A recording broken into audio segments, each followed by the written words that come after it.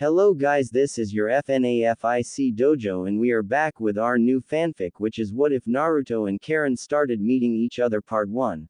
And if you enjoy this fanfic, then please press the like button and please subscribe to the channel. It motivates me to upload more fanfic like these for you all. Now let's start the fanfic. Naruto glared intently at the Uchiha standing on the crystal waters of the river. The waters had finally calmed to a steady flow. The clashes of the weak versions of their attacks made the river fluctuate for quite some time. Just imagine the full power. Naruto stood tall in all of his orange-loving glory, his deep blue eyes glowing with animosity. The boy trembled slightly as he and his best friend continued the stare down of the ages. Neither broke eye contact as they continued to gauge each other's power and strength, seeing as the two of them were nothing but power. If we fight, Naruto suddenly began. We'll both die. The river fluctuated once more as a great breeze of wind flowed down from the top of the bridge. Leaves flittered down, covering the line of sight for both boys. The silence was unending, even with the shuffling of leaves and trees within the newfound wind. Sasuke continued his glare as his once black eyes began to dull out into a dark gray. But then, the last Uchiha shut his eyes and heaved a sigh, before smirking maliciously. Then I guess. Sasuke paused and activated his Sharingan once the Zetsu began to rise from beneath the water. I'll kill you before you kill me. With that said, Sasuke was sucked into the portal of Tobi and the two vanished into thin air with the Zetsu clones disappearing into the river. Naruto kept his glare up but looked away and faced Sakura and Kakashi before turning a deep shade of purple. Sakura's eyes shot from her head. She dashed for the boy and grabbed him before he fell into the river. She had a meek look on her face, and gave a small embarrassed smile to her sensei. "I forgot that the kunai was poisoned." Sakura let out a wry laugh and sighed in defeat. "Naruto, hold still and I'll heal you." "And no problem." Naruto groaned slightly as he rested his head in her chest. Healing chakra sprang up around her hand and began to soothe the pain radiating across his cheek and closing off the cut and removing the poison in the process. Naruto's face soon began to regain color and almost immediately, the boy was back to normal with the Kyuubi aiding in the healing process. Naruto quickly removed himself from Sakura's embrace and coughed awkwardly. The three of them jumped up the large bridge and headed towards the wounded prisoner. She was a red-headed girl with half of her hair being wild and all over the place and her other half being straight. She wore thick-rimmed glasses and had red eyes. She was lying against the railing of the bridge with a distraught look on her face as she came to the realization that Sasuke was no longer the same as what he once was. Nowhere near. A few footsteps were ahead and the girl painfully turned and faced the three Konoha shinobi standing at the other end of the bridge. She looked down and was hoisted up and piggybacked Kakashi as they left the scene. Her red hair waved softly as they tree-hopped away for their unconscious teammates and comrades. Her glasses began to slip down her nose, but were caught on Kakashi's neck guards. What is going on? Karin looked tiredly at the team carrying her back to Konoha. Damn that Uchiha, after all that I've done. Within seconds, she began to look over her life and everything that has led up to this point. A life filled with disappointment and lies. Promises unfulfilled, the wrong crowds and false love. Her eyes trailed down at the grass below their feet and took a deep sorrowful breath, but tried not to strain herself too much. The group made a quick detour and headed into the forest off the main road and found a small clearing with 4 bodies lying on the ground, 3 men and a large dog.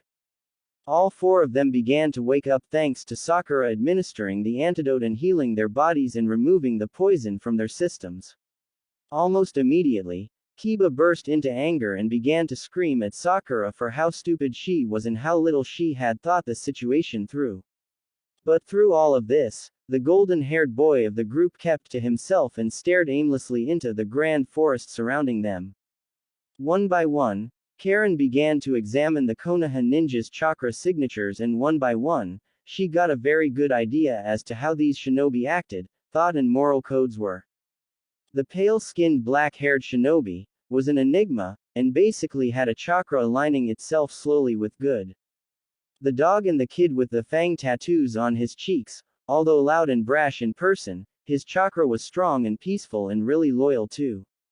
But the one that already had Karin slightly worried, and this is just from physical appearance, she was staring at the bowl-cut boy wearing the god-awful green jumpsuit. But even though she couldn't tell where his chakra coils were, she could sense the chakra there, and to be frank, she was impressed. The group, now fully healed and ready to continue on their journey back to the home village, Karin was fully awake and in less pain, but in pain nonetheless. But as they continued on their journey, the blonde-orange wearing shinobi was constantly arguing with the dog boy, as Karin began to call the tattooed boy. She was surprised by the interaction between Konoha shinobi and their comrades. With a moment of boredom, she actually listened in on their conversation. Naruto baka. Kiba finished with only the last part of the sentence being heard. Naruto. Karin's eyebrows rose slightly. That's the Naruto that Sasuke constantly griped about. Naruto clenched his fists and replied with a not up to par rebuttal, resulting in a punch to the back of the head, via Haruno Sakura. Naruto was bent over gripping his head, all the while, laughing with Kiba and Sakura. Soon enough, the laughter was contagious and had the rest of the team laughing, except for Karin. Her eyes were wide as she used her abilities to try and get a better feel of the shinobi that caused her former beau so much annoyance. You unbelievable, what is this chakra? Karin felt her body soar high into the sky. It was almost as if her pain and inhibitions were released from her body. It's such, amazingly, peaceful chakra, never have I ever felt something like this. Karin tightened her grip around Kakashi and tilted her head into Kakashi's back, almost as if she was about to go to sleep, but there was a sudden darkness in the pit of her stomach as she continued to examine the shinobi. That darkness continued, and seemed to never end, pressurizing her into the pits of her mid. All around her, she felt the colors bleed into red and black. Karin looked up and around the blonde boy and found that he was surrounded by an aura that had eerie resemblance to a great nine-tailed fox.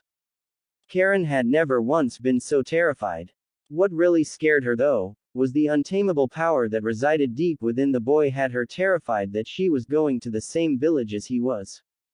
That kind of power wasn't even felt when she and the former Team Taka took on the Eight Tails Jinchuriki.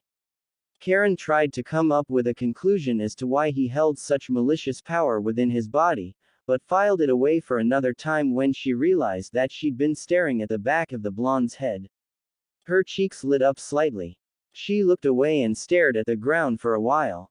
It'll be a while before I get into anyone like that, Karin whispered. The rest of the journey was quiet.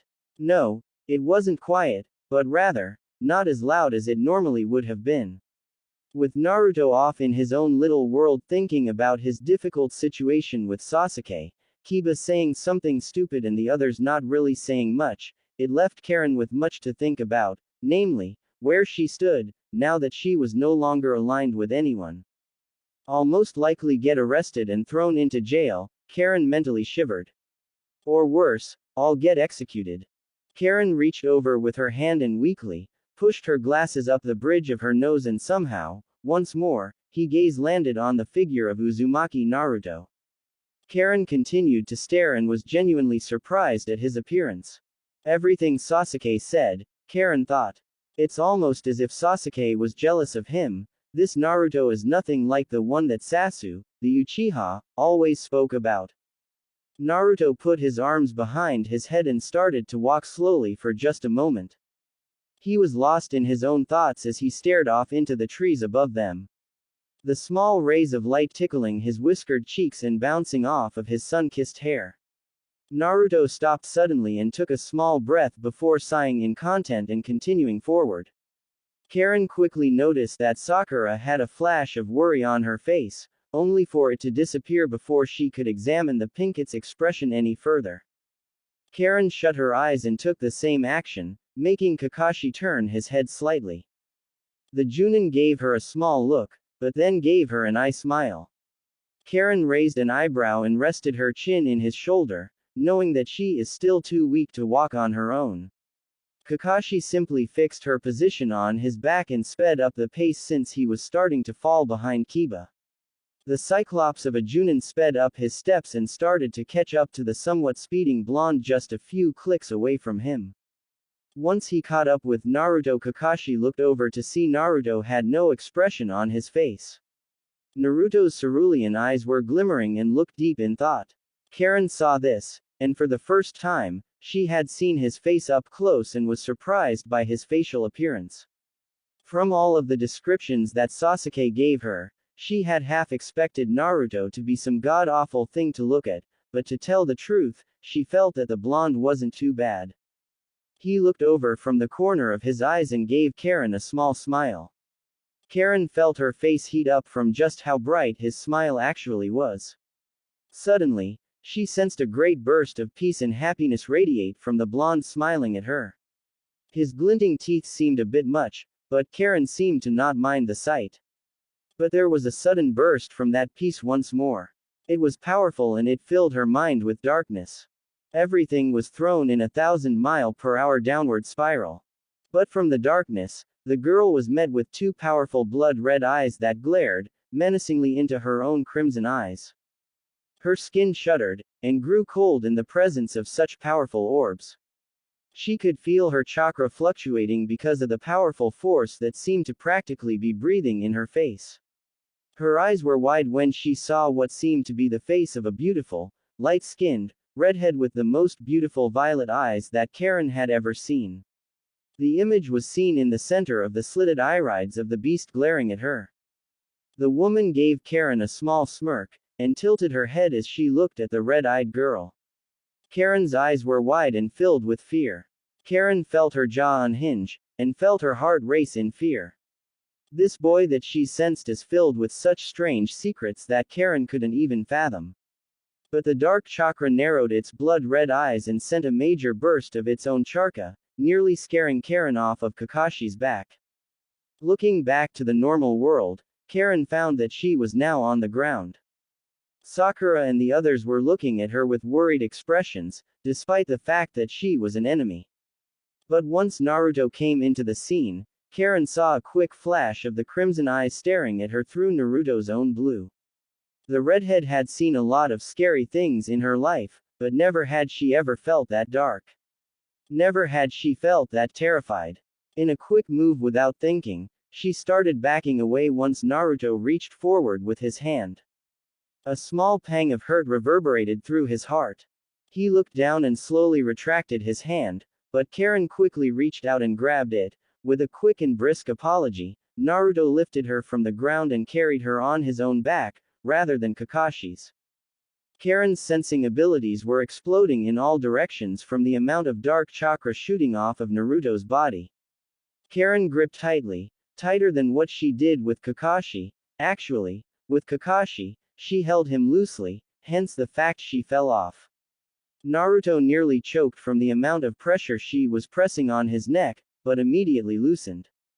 Oi, Naruto, Kiba started. I think the redhead likes you. How youthful Naruto-kun. Lee howled. I don't like him. I am just making sure that I don't fall off again. Karin roared back, nearly causing Naruto's eardrums to burst. You baka. Now, no need to get feisty. Kakashi gave her another eye smile. We're all trying to go to the same place now. Don't worry, Naruto said in a reassuring voice. We'll get there all fine and then we'll all go our separate ways. At the village, Naruto was walking towards his most frequented place in the entire village. Ichiraku Ramen. His stomach grumbled and tumbled as he walked through the streets of his home village. Everything around him was making good progress in being rebuilt, especially with the help of Yamato's Mokuden Jutsu. A small smile grew on his lips as the civilians began to cheer his name and wave lovingly towards their newest hero. Some even went so far as to say, I hope you become Hokage one day. Naruto didn't know if they were kissing up to him, or if they were truly genuine in their words. For so long, he was ostracized and made an outcast by many of the people that cheered his name. For the longest time, the only form of interaction between him and the villagers was the occasional blurb of harsh words, or even going full out and actually kicking him or tossing him about, or just downright slandering him in any way they could, be it talking behind his back, or insulting him to his face, but now, he didn't know how to respond to their kind words and kind actions. So, he simply hunched his shoulders slightly and looked down towards the dirt road with a light blush on his cheeks. Making a quick turn, Naruto walked towards the nearest exit and took the quickest detour towards Ichiraku. After all of those years of running off to find a quiet and secluded place to cry, gave Naruto an imaginary map of the entire village, one that is burned into his mind probably to the end of his days. Looking up, Naruto felt his eyes light up from the sight of the little paper lantern moving swiftly in the blowing wind. The new Ichiraku ramen stand was no longer a nice hut with cloth hanging over the front of the stand, but instead, it was its own actual restaurant with a large counter and multiple seats. The coloration paid a great homage to their favorite customer, by coloring much of the store orange and black. Naruto smiled devilishly and charged in, sliding the rice paper door open, completely forgetting his predicament, and jumped onto a stool with drool already flowing down the sides of his mouth. He slammed his hands onto the counter, getting the attention of Tuki. 5 bowls of miso ramen. Naruto roared with a loud laugh. And keep 'em coming, old man. You got it, Naruto. Tuki started laughing and called the orders out to his ever-faithful daughter, Ayame, whom of which was working furiously with the order. Naruto sat in silence as the intoxicating smells of the wondrous ramen came floating into his nose. But, the wooden door suddenly slid open. With Ayame and Tuki in the back working on the orders, in came 2 Chunin that witnessed Naruto's battle with pain. They were surprised and actually relieved, it seemed, to see Naruto. Hey! One of them shouted out with a smile. It's the hero of Konoha.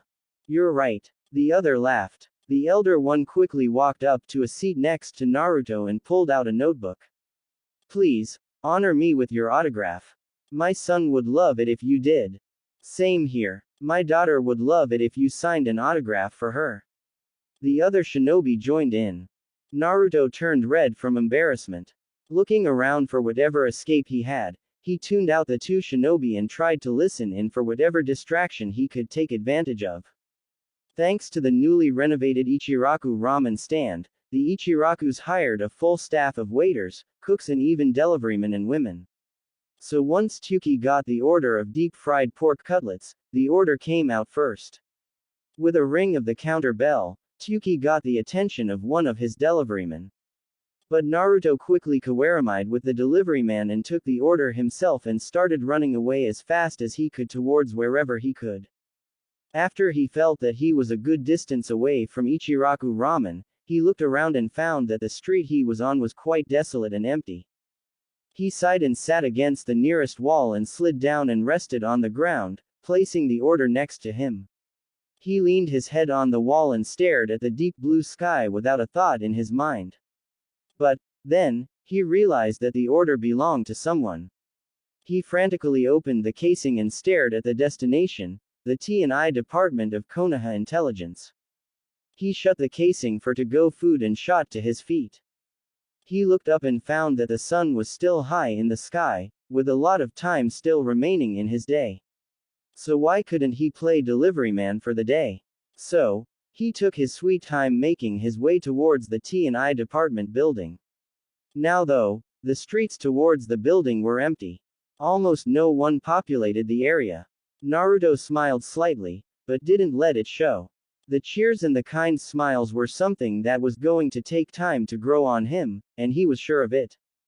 Naruto took a right and headed down a great hill and found that grass was already growing and tree saplings were seen sprouting from the flattened ground. Naruto smirked at the village and how well it was bouncing back from the invasion of pain. Taking another detour and finding the surprisingly small building labeled with the symbol of the T&I Department of Intelligence on the front, Naruto opened the door and walked inside of the building and headed for the prison rooms.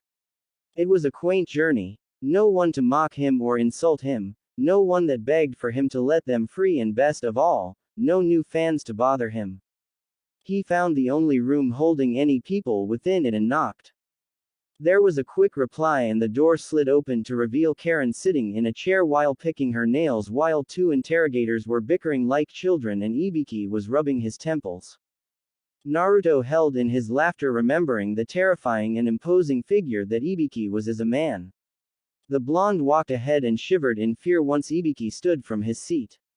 The larger and older man kindly took the casing of food and started laying out the meal in front of the redhead sitting behind the table.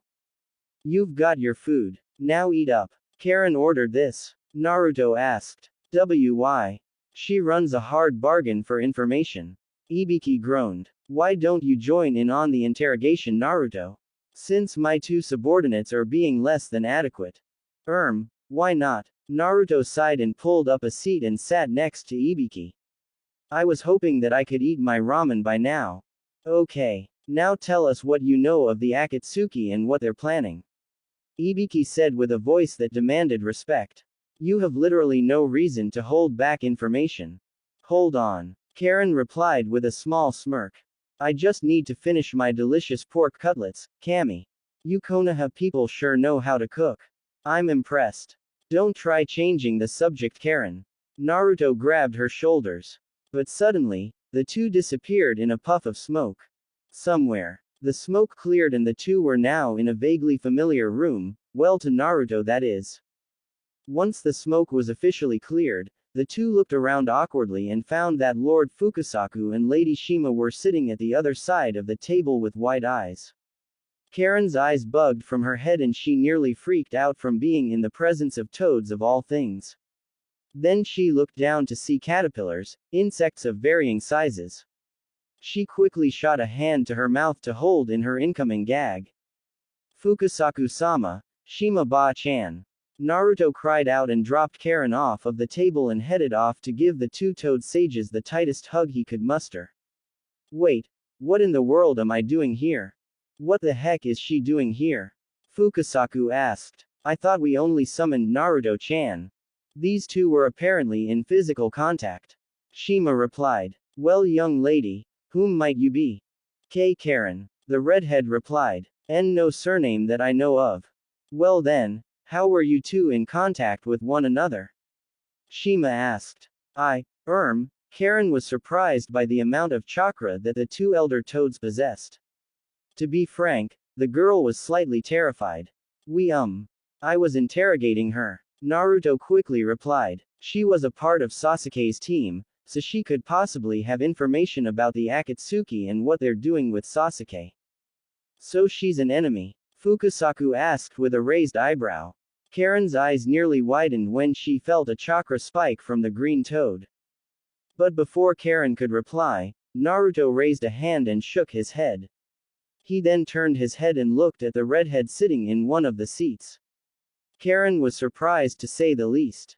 She barely knew this guy, but he was so quick to defend her against whatever these toads meant to him.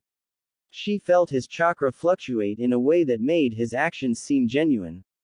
He had a stern look on his face as he stared the two toads down. There won't be any need to kill her, or dispose of her.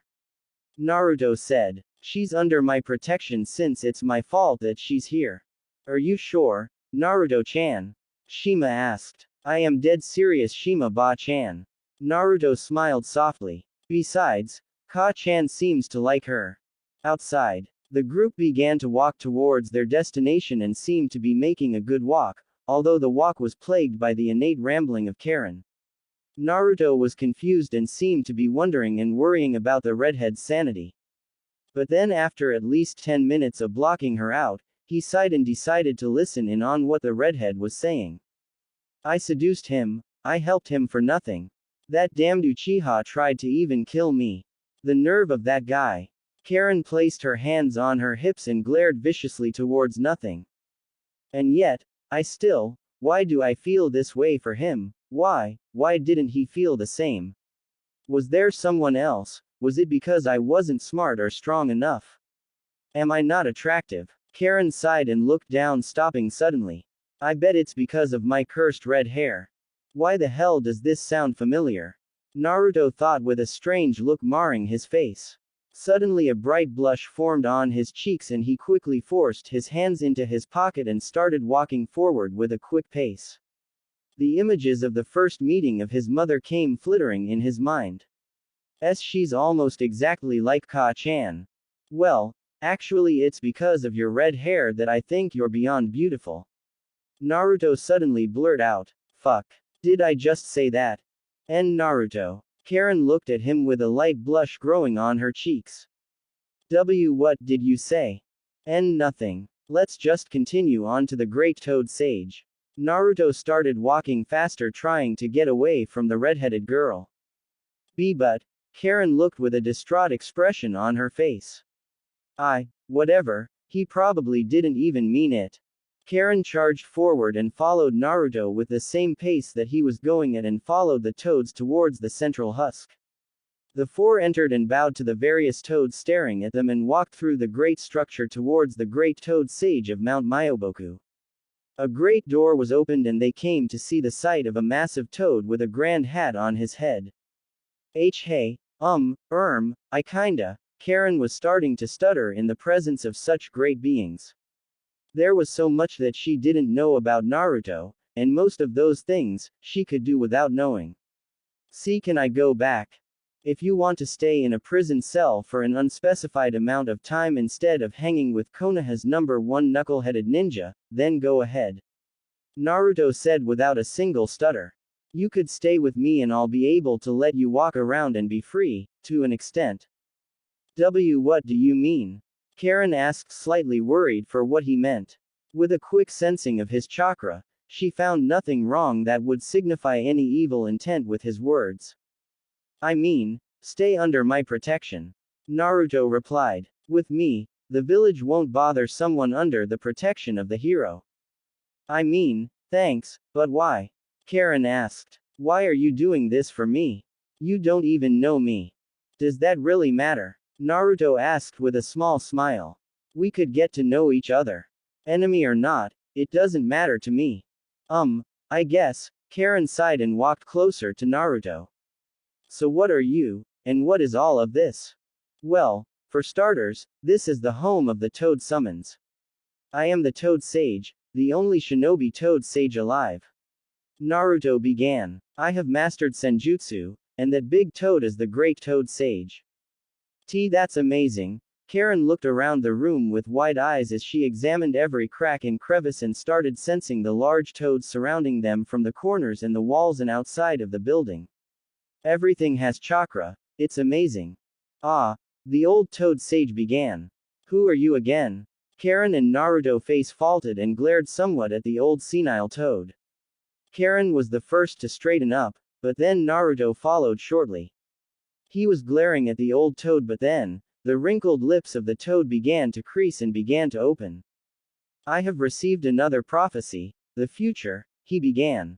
It will be one filled with great strife, a great battle will rage between every shinobi, and a clan will be restored and the other will be destroyed.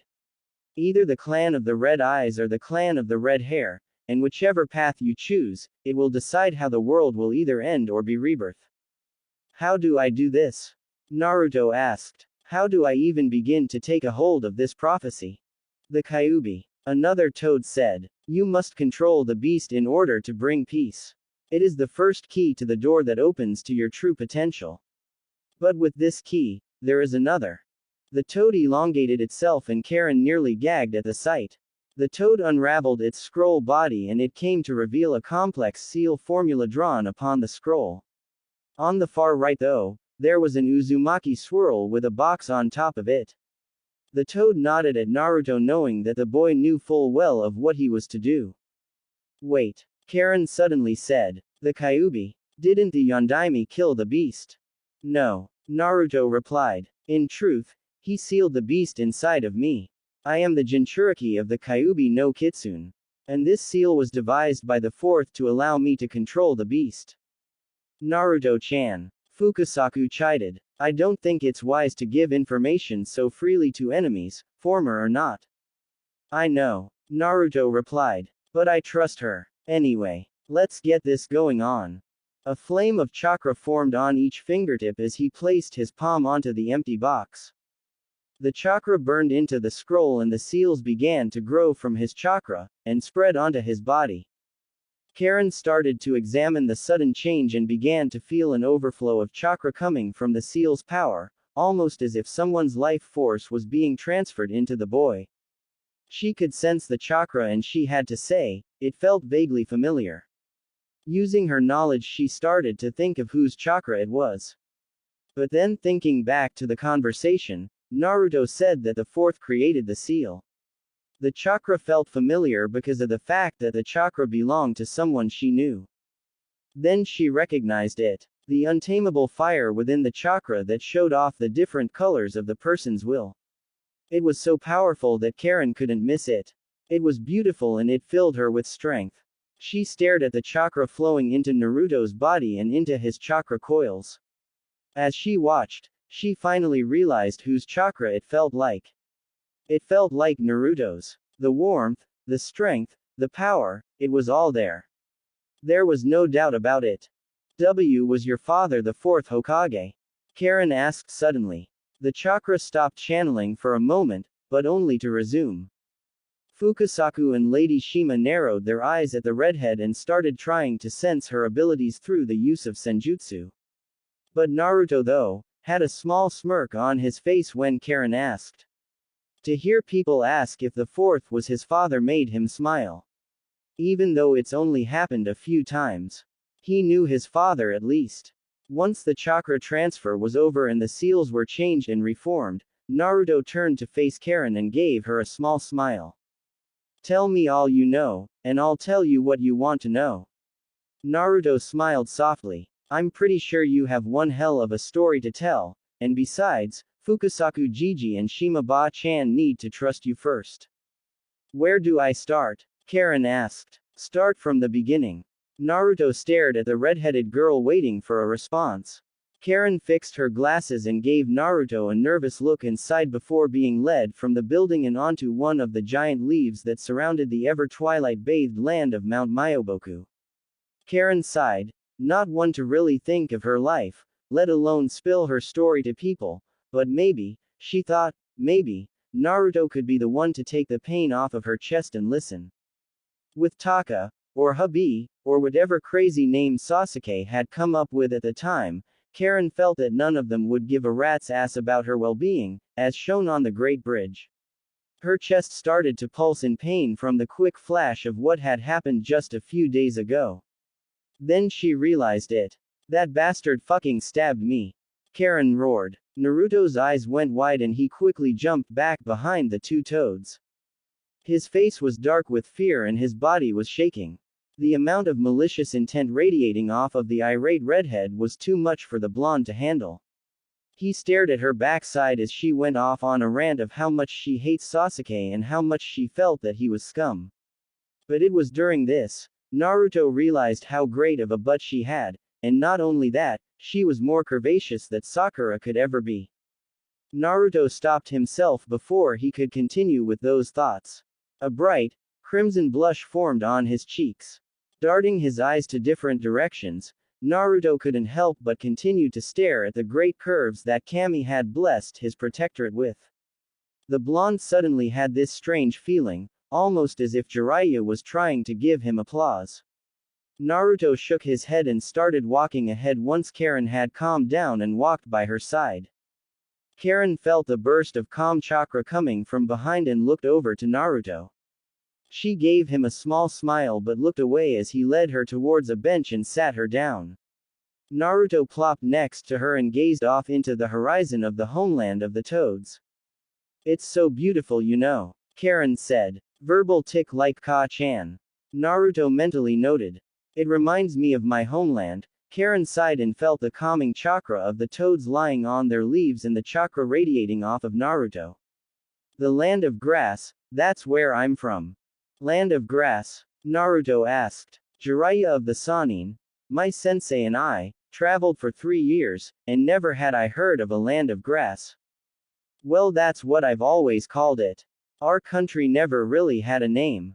Karin replied. But it was a land filled with wondrous fields of green and oceans of soft, waving blades of grass. The earth was fertile for farming, and the wind was always cool. I bet if you ever went, you'd want to lie down in the grass and just let the wind take you. Oh, and how can even forget the people? Karen's face suddenly broke into a smile. They were some of the kindest I've ever known. They were sincere and genuine in what they meant, you know. Much better than what most of Konoha is, or at least was. Naruto replied. It seems you've had a better life than I did. So if you don't mind me asking, how in the world did you know of Sasuke? Well, it happened almost 4 years ago. Karin replied. It was during the Chunin exams here. What? Naruto's eyes were wide with surprise. He did not see this one coming. Well, this is what happened. Flashback. Damn idiot teammates. Karin groaned. Leaving me alone to find food for our encampment. The nerve. Karin had a bag full of berries and sticks for firewood, and in her hand that the girl was dragging, was a rope that led to a tied-up deer that she had caught and killed. She looked around and fixed her fogged glasses and looked around and began to try and sense where everything was, only to get barraged by the hundreds of thousands of different chakra signatures that filled the forest. The signatures ranged from animal to human, to animal once more, only to go to some strange creatures that Karin had never even sensed before. Suddenly, there was a deep guttural growl coming from just ahead. The ground shook slightly, causing Karin to yelp in fear once the source of the growl was seen. It was a massive bear with teeth just as large. Karin jumped back and hit the ground and began to try and slide away, but the bear raised one of its massive paws and brought it down, forcing Karin off the ground. The girl grabbed onto a branch of a tree, leaving her food and resources on the ground below. After making a quick calculation of her position relative to the best kill spot to the bear, and not taking into account the abilities of such a large bear, she dropped down onto the creature and reached for the knife in her glasses, but just as she was about to get the bear rose, and slapped the red-headed girl away, smashing her into a tree. The bear glared at Karin and looked like it was about to eat her. It began to walk forward with a small pace and growled menacingly at the redhead. Karin shut her eyes waiting for the inevitable, but there was a small bang, it was followed by a shout. Karin's eyes sprang open to see a black-haired boy with a blue shirt, drop-kicking the bear in the head. After another series of the same powerful kicks delivered, the boy stood tall with his back to the redhead, showing off his clan crest. What's your name? Karin asked out, her voice meek from the near prospect of getting eaten.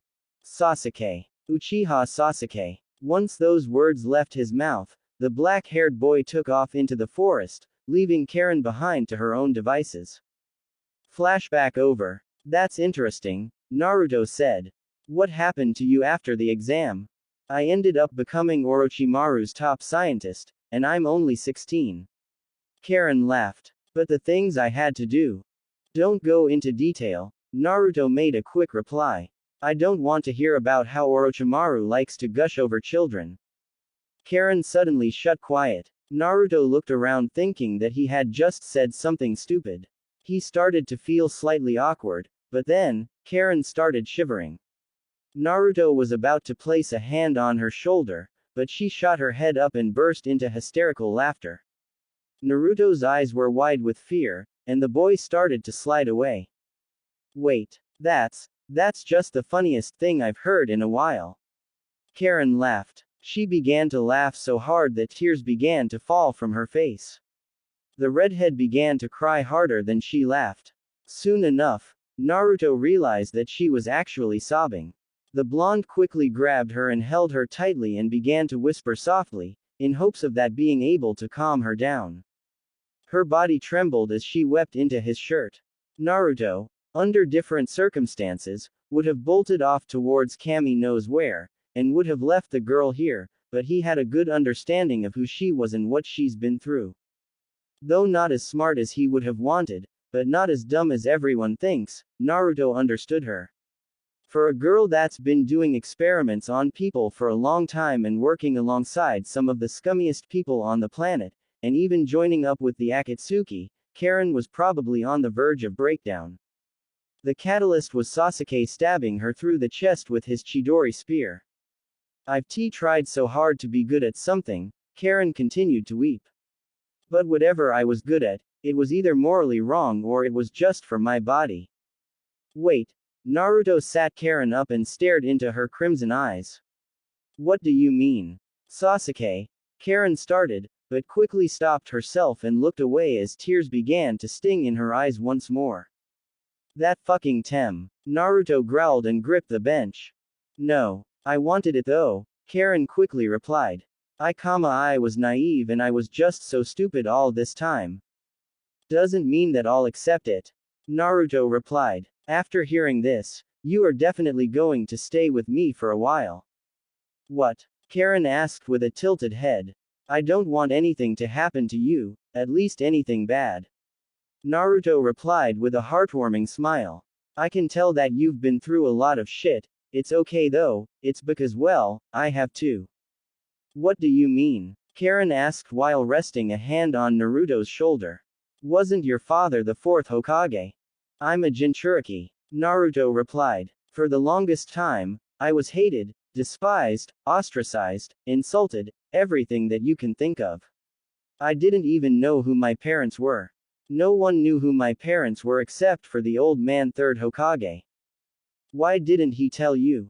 Karin asked with a deep glare marring her face. I swear he did it to protect me. Naruto interrupted. My father, as I'm pretty damn sure that everyone knows, was a powerful man, with powerful enemies. To tell you the truth, I understand what the third was thinking when he didn't tell people or me of my heritage. But, still, he could have at least put you in an orphanage or in foster care. Tried. Didn't work. Naruto frowned. They kicked me from the orphanage. No one would take in the demon as their foster child either. So I lived alone in a stinky, rotten, rundown apartment. My room only looks good because I constantly cleaned it to make sure it didn't remind me of the situation I was thrust into. The pain of loneliness and the heartache of having no family, it's only made me and molded me into who I am today, so I wouldn't change that for anything. You wouldn't give up being an orphan with no family for having a family? Karin asked with a raised voice, but Naruto only shook his head. I wouldn't. Naruto gave her a look. I did, you and we wouldn't have met, and you would probably be on death row by now. Sad to say this, but I probably wouldn't even have the same will and drive as I do now if I had a family. I think I understand you a bit more, Karin said with a small smile. So, onto a better note, for how long are we going to be staying here? I don't know. Naruto replied. Naruto-chan. Karin-chan. Shima said suddenly. You two can leave now. We've received the perfect amount of information. We'll reverse summon you two back to Konoha. In Konoha, with a pop of smoke the two reappeared in the prison cell with Ibiki rubbing his temples while the two other interrogators were arguing with each other once more. Karin felt a small smile grow on her tear-stained cheeks at the interaction between the Konoha shinobi. With a quick peek at their chakra signatures, they felt warm like Naruto's but nowhere near the same level. Ibiki gave the redhead a stern look before he reached behind his belt and brought out some handcuffs.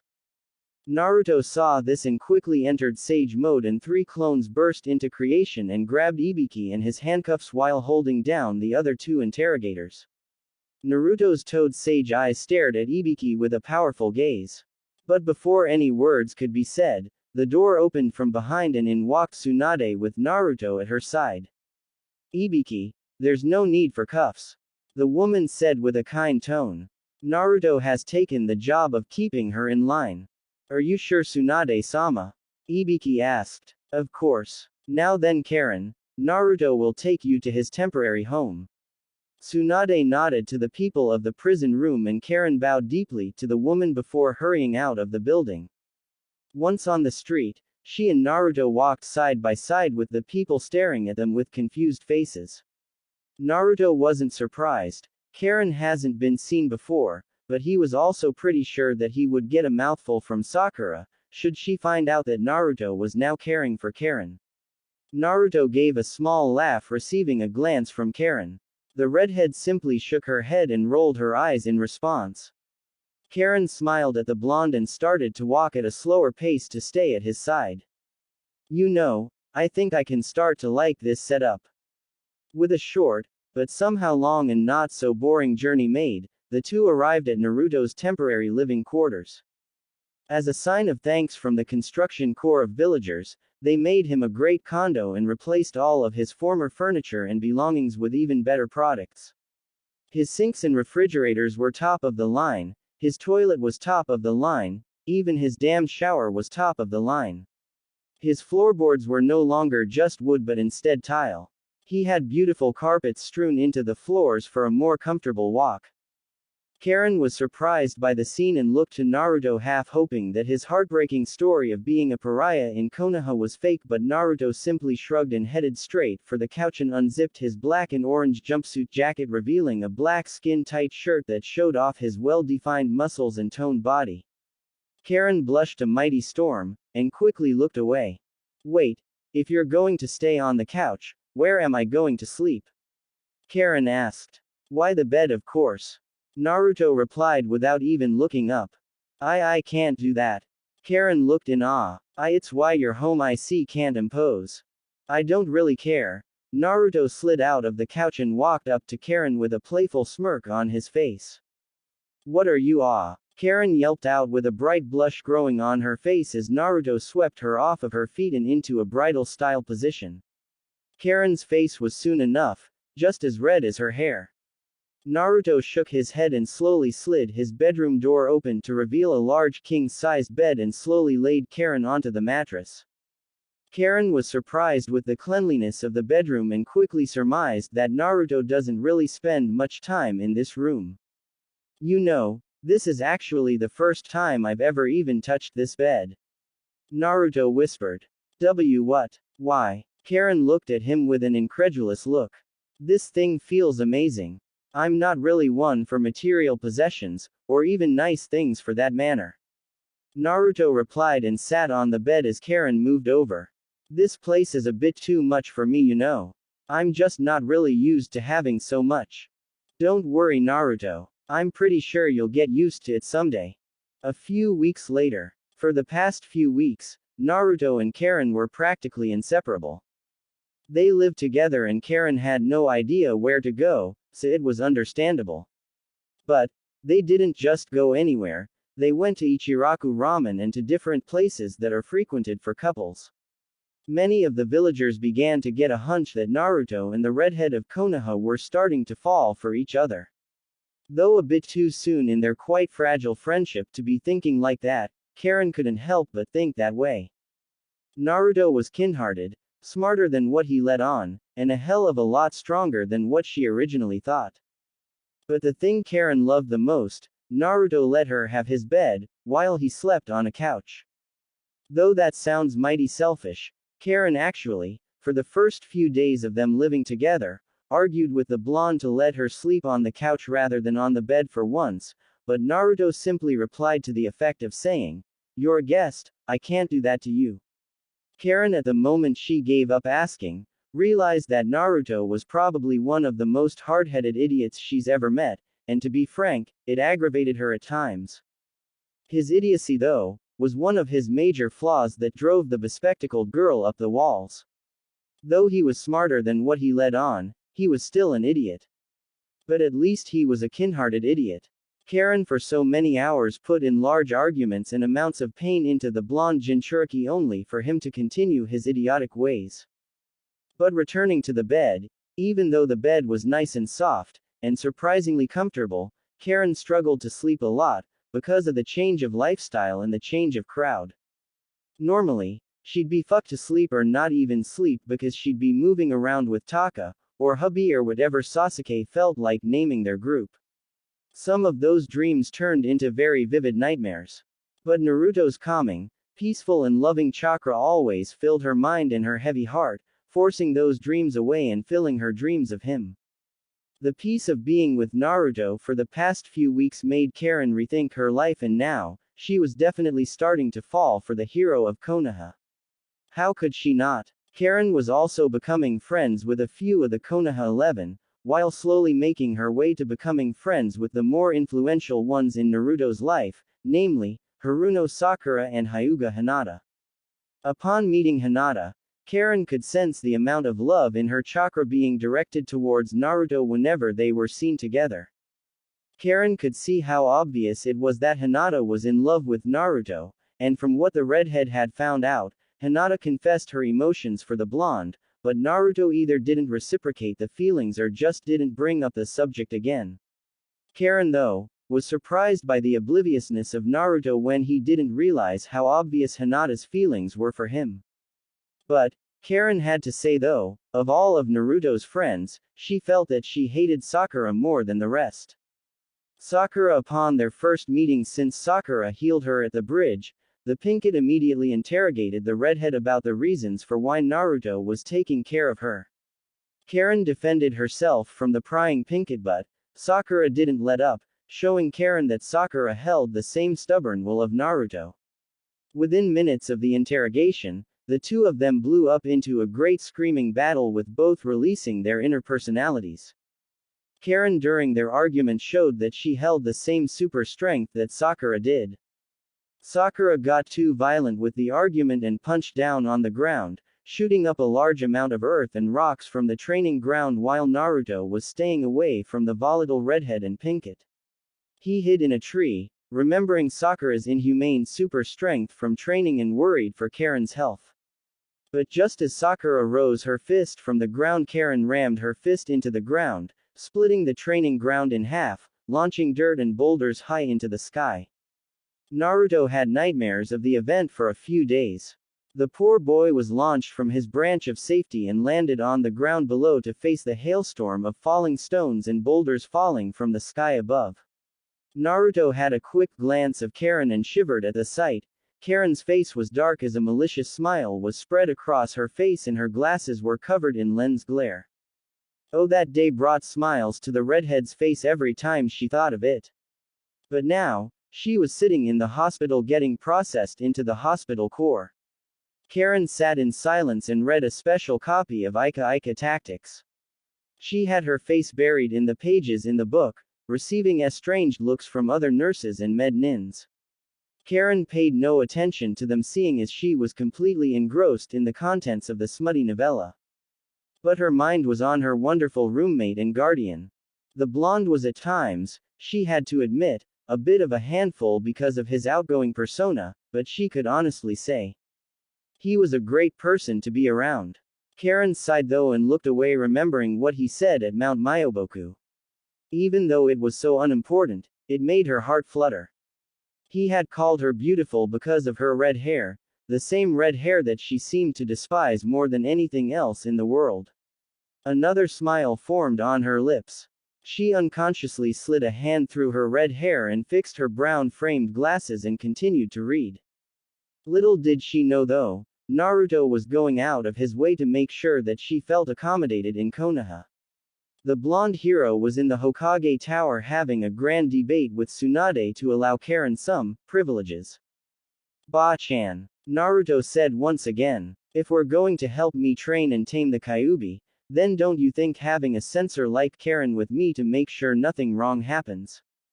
I would love to do that, Naruto, but I can't just let a prisoner, protectorate of the hero or not, waltz freely around the world.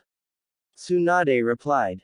But, come on, Naruto quickly replied. The moment I leave her, who knows what's going to happen to her?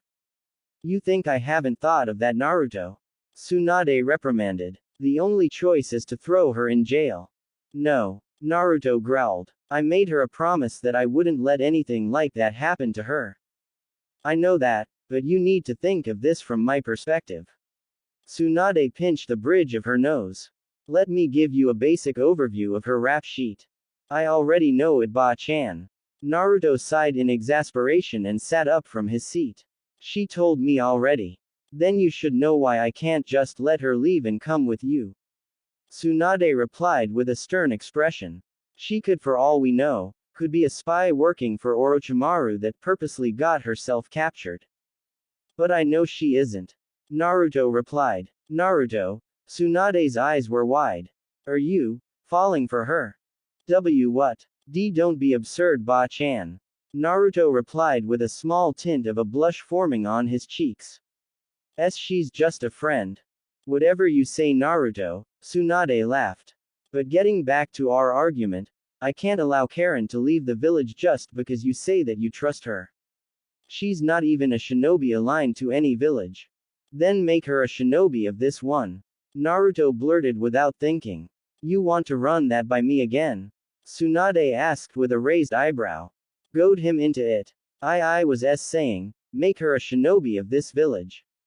Naruto replied with a little less than adequate confidence. She's a good medic, hell a damn good one, and she's literally one of the best sensors I've ever met.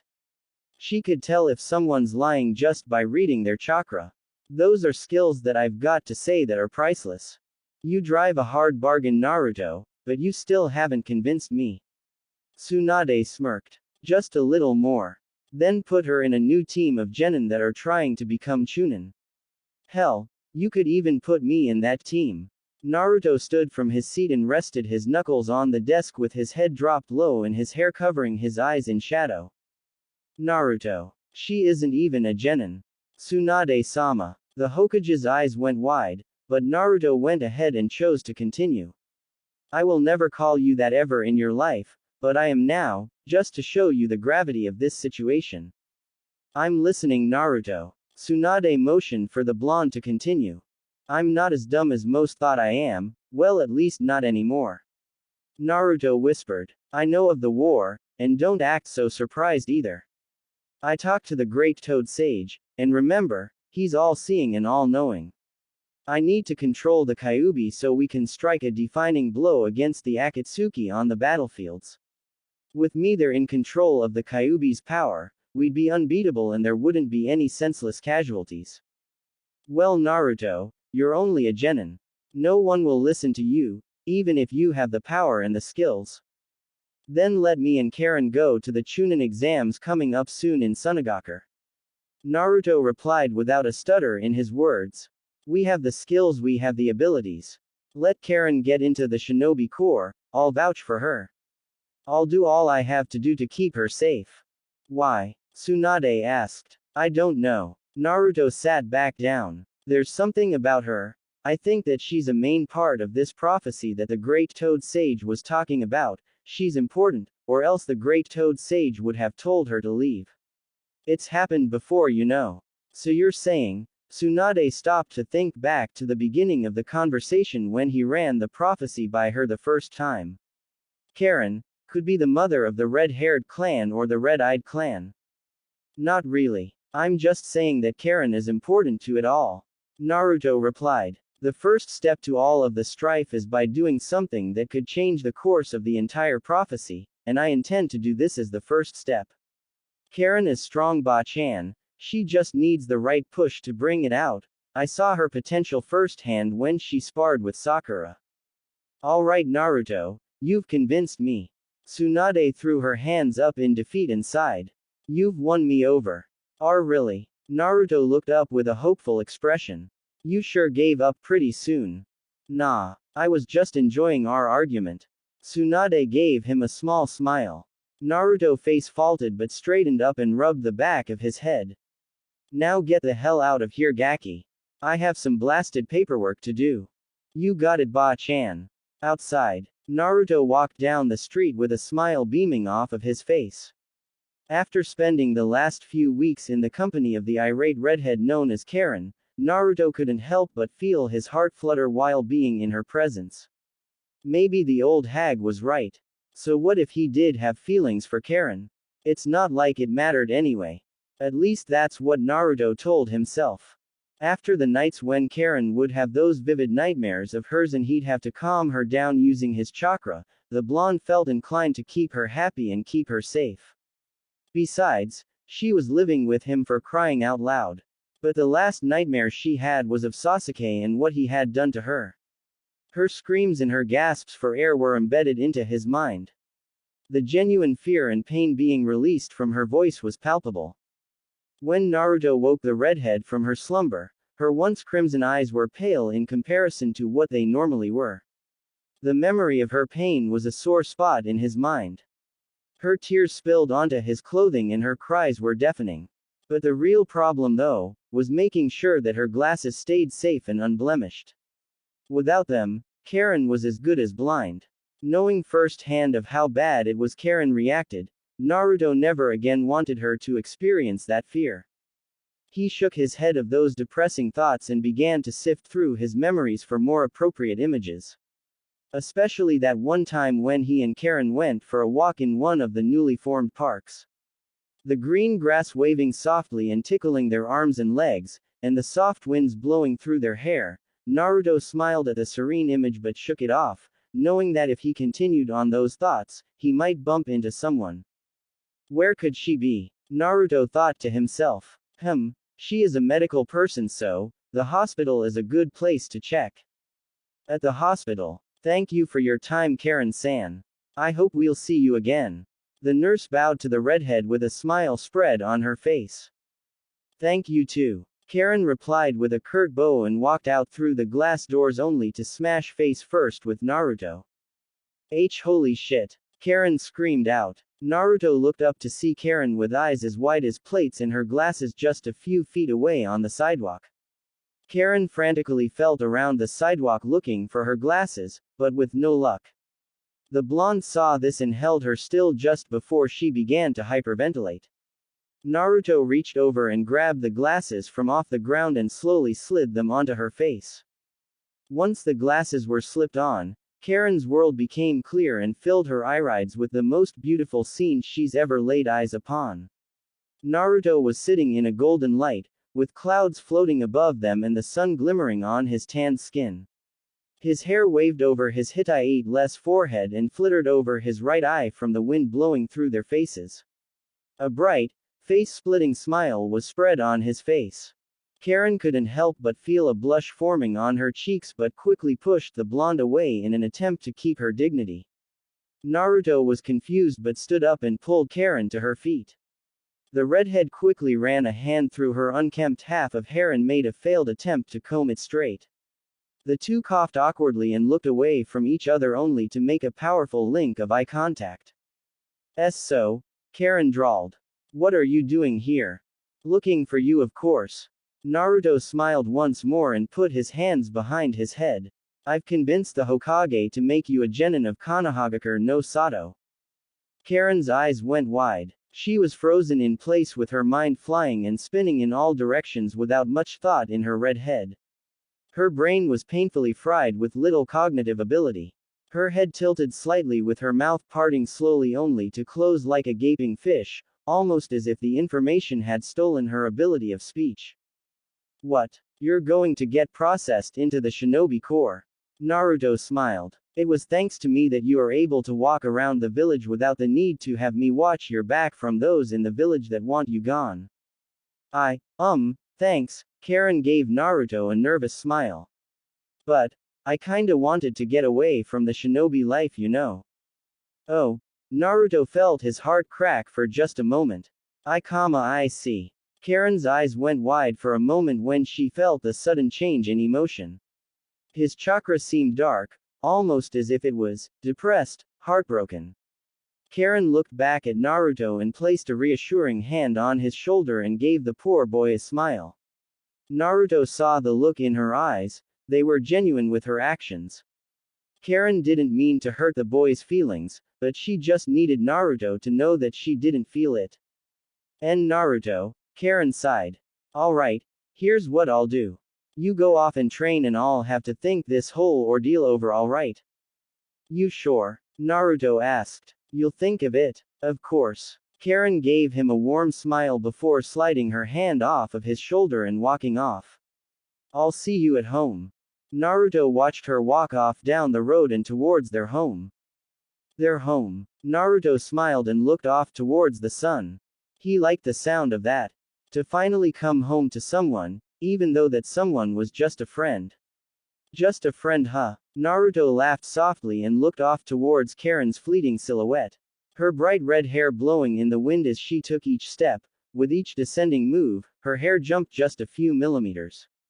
The girl though suddenly stopped sensing Naruto's emotion and turned just enough so that her eyes could be seen staring back at him. blue locked with crimson. Blushes began to creep on their faces as they continued to stare at one another, but Karin was the first to break and started to hurry off down the street as she sunk into her collar to hide her deep blush. Naruto though stood enchanted in the center of the street for the entire world to see. His extra strap of his hitai blowing wildly in the powerful gust of wind. He let out a soft sigh and turned around to head for the nearest training ground. People nodded to him and greeted the hero and even gave him free foods and shinobi supplies as he walked down the main strip of Konoha. Slowly, Naruto was getting used to the kindness in their actions, the kindness in their smiles. Naruto now began to smile back and wave towards those who went out of their way to let him know that he was no longer hated. Naruto stood straight and slid his hands into his pockets with little care and continued on his quiet journey to the training ground. Karin though was having a more difficult situation. She was still red-faced with a heavy blush still adorning her cheeks. Her red eyes darting from here to there, looking for something to take her mind off of what she felt from Naruto's chakra. It was powerful, stronger than anything before. It felt protective and caring. It felt like love. Attraction. Karin didn't want to accept it and quickly pushed it away. To her, it was too damn early for that. Even though they've been living together for nearly a month, neither of them should be having those feelings. Karin stopped in the middle of the street and turned to her right only to see a reflection of her. Karin raised a hand and ran it through her red locks only to sigh in disgust. Her eyes trailed away and towards the corners of the mirror and up towards her actual body. Though not as curvy as someone like Hinata or Ino, but still curvier than Sakura, Karin couldn't help but say that she looked good physically, but it was her personality that she was afraid of. What if he gets to know the real me? Karin continued to stare at herself, while unknowingly caressing the unkempt side of her red hair. What if he tosses me aside once he knows the true me? Hell no, he won't. Karin could have sworn that her reflection just shouted that to her. You felt his chakra. He is sincere, unlike that Uchiha bastard. But before everything went to shit, Sasuke's chakra felt the same way. Karin thought to herself. Kami, why the hell was I so fucking stupid? You were being naive. Every girl our age is like this. Reflection. Karin replied. Just sleep it off. You know what? I'm sleepy. Karin stretched and continued on her journey towards her new home. Ooh. Naruto stood in front of a small grave site that he put together himself, with 3 kunai embedded in the ground in a triangle formation. In the center of the triangle was a gravestone with a bouquet of flowers made from paper, a small green book and a picture. The picture itself was the most important of the 3 objects. In it was a picture of Jiraiya sitting down with Naruto fast asleep on Jiraiya's back. The blonde-haired boy smiled softly at the image and the memories that came with it. He stood from his bent knees and bowed his head to the gravesite and tightened his hitai. Naruto threw up the cross-hand seal and poof, 2 clones popped into existence. The 2 of them stared at Naruto, immediately getting the message. The 2 clones dropped down in cross-legged positions and began to meditate. Their job was to work on gathering Senjutsu chakra as quickly as possible. The real Naruto channeled Senjutsu chakra into his body as quickly as possible. Once he was finished, the eyes of the Toad Sage were upon him. Orange eye shadow grew with the eyes of toads taking place instead of his regular cerulean orbs. Naruto channeled some chakra and sent out a strange signal towards the rest of the forest in an attempt to rouse any bloodthirsty animals. Knowing full well that fighting another human was terrible and killing an animal was no different, he needed to get attacked first. But, suddenly, the ground began to shake as a great beast began to tear through the forest, ripping trees from their roots and the ground itself. In front of Naruto was a great gorilla, not native to Hai no Kuni, or anywhere that he knew of at least. The gorilla launched its fist down, launching up a great hailstorm of boulders and rocks, much like how Karin does. Naruto weaved in between each boulder as it descended and charged forward for the beast itself. Naruto looked around with his sensory ability and found that his 2 clones were in danger and needed to be protected. Naruto turned his attention back to the gorilla and formed an Udama Rasengan just before he rammed the ball of volatile chakra into the gorilla's face, knocking it back. Naruto slowly floated down to a tree branch below and stared off at the massive creature he was facing. The gorilla sat back up and glared at the blonde standing proudly from the top of his tree. This training got more serious, I guess. Naruto thought to himself. Yo, Kyuubi. Think you can lend me some of that oh so coveted chakra of yours? Don't sass my power, runt. Kyuubi replied with a growl. Just be lucky that I don't like losing. Now get lost and beat that stupid primate. Yeah. Naruto shut his eyes for just a moment, but once he opened them, his eyes came to reveal the Toad Sage Mode eyes, but with a black slit going down the center vertically. The orange eye shadow that formed turned into a blood-red color. The gorilla felt his sudden increase in power and began to surge its own chakra, blowing away a few trees in the process. This gorilla wields its chakra as well, but isn't smart enough to use ninjutsu, Naruto thought to himself. Suddenly, the beast swung its hand down at unbelievable speeds, annihilating the tree that Naruto once stood on. Naruto, though, was able to dodge the attack and landed on the back of the gorilla's furry hand. The boy narrowed his eyes at the malicious look that the gorilla was sporting, but they quickly sprang open. Naruto jumped off of the gorilla's hand as he had sensed something big coming from the gorilla. It was powerful, hot and extremely dangerous. The beast bent back as a great surge of chakra was felt building up in the gorilla's belly, just before a great gust of hot wind came from the massive primate. The gorilla's belly began to glow a dangerous orange color, just before the gorilla belched out a fireball the size of the Fire Country. Naruto's eyes grew wide at the sight, but he didn't show any fear. If anything, he welcomed this new and somehow powerful-looking beast. The massive ball of fire came closer and closer, incinerating everything it flew by, and turned trees into instant ash, surprising Naruto of its actual power. The sage shut his eyes and channeled as much senjutsu as he could, knowing full well that if he failed, it was over for him. Naruto applauded himself, knowing that the best way for him to perfect his skills was under pressure. He channeled the senjutsu chakra into a massive and invisible blade. Molding and folding, carving and building, Naruto forced as much as he could into the blade. Since his chakra control was shit, he was struggling harder than what he should be. Looking back at his clones, the two of them had finally finished gather enough senjutsu chakra to last at least 10 minutes each. He smiled softly and formed two shadow clones, both imbued with senjutsu, and the three Narutos began to mold the chakra into the great blade that the original required. Just as the fireball got within range, Naruto swung the great invisible blade down, and split the great ball of fire in half, and dissipated the attack altogether. The gorilla growled and screeched at Naruto, signifying its terrifying charge. Naruto shut his eyes as his two clones charged forward with Udama Rasengan formed in their hands. The two clones jumped up and rammed the attacks into the gorilla, blowing it back a few feet, leaving it open for a third attack. Once the smoke and chakra residue subsided, a Rasenshuriken came zooming in at amazing speeds. The attack rammed the beast in its chest, blowing it high into the sky, before the attack itself expanded in proportion to the amount of chakra the beast had. When Naruto looked up towards the beast, all he could see was a gigantic spear of spiraling chakra, shooting wind and blades of energy in all directions. It was such a powerful attack that even the clouds were contorting to the energy being released from his attack. Once the chakra cleared, the gorilla began to fall back to the ground below, unconscious and unknowing of its own fate in the fight.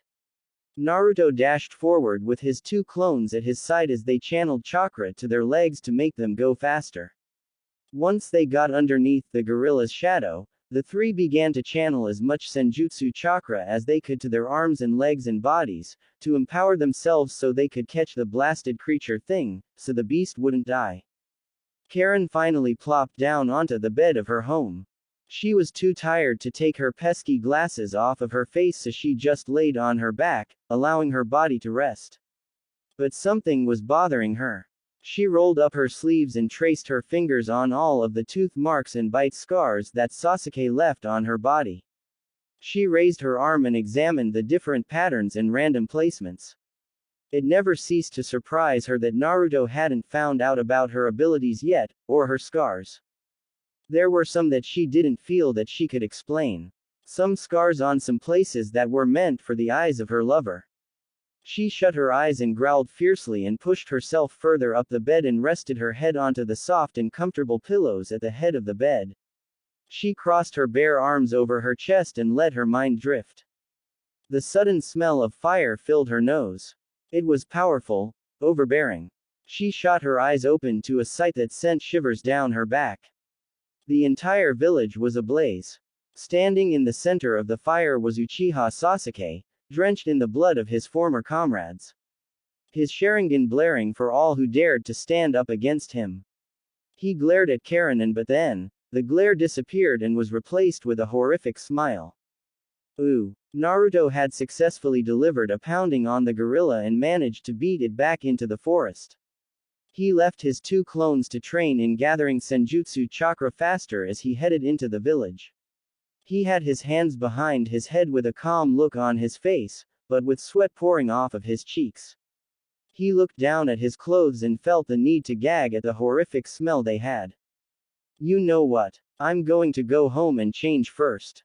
Naruto frowned but shrugged. He jumped up into the air and landed on one of the rooftops and bounded towards his wooden condo, with a big smile spread across his face.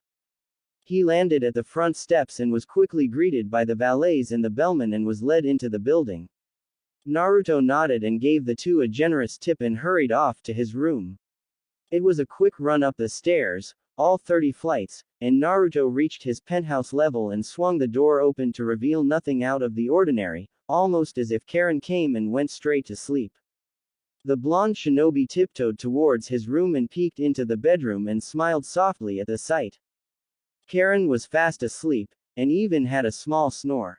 He opened the door fully this time and slowly slid into the room completely silent, using the skills he used to sneak around bullies during the night as a child. He pulled his dresser open and drew out some casual khakis and a black dress shirt. He backed out of the room and clicked the door shut as quietly as he could and changed in the living room of his condo. After checking himself out in his mirror, he made a soft click at himself and headed straight out of the door and back down the 30 flights of stairs and back onto the streets of Konoha. He looked up to the sky and found that the sun was going down and the nighttime scene was soon upon the village. He smiled and trudged off through the streets as he admired everyone and everything he came across. The more he enjoyed everything, the less hatred and burden he felt. With each step, he thought of his role in the coming role, and with each passing smile and compliment, he felt the inhibitions wash away.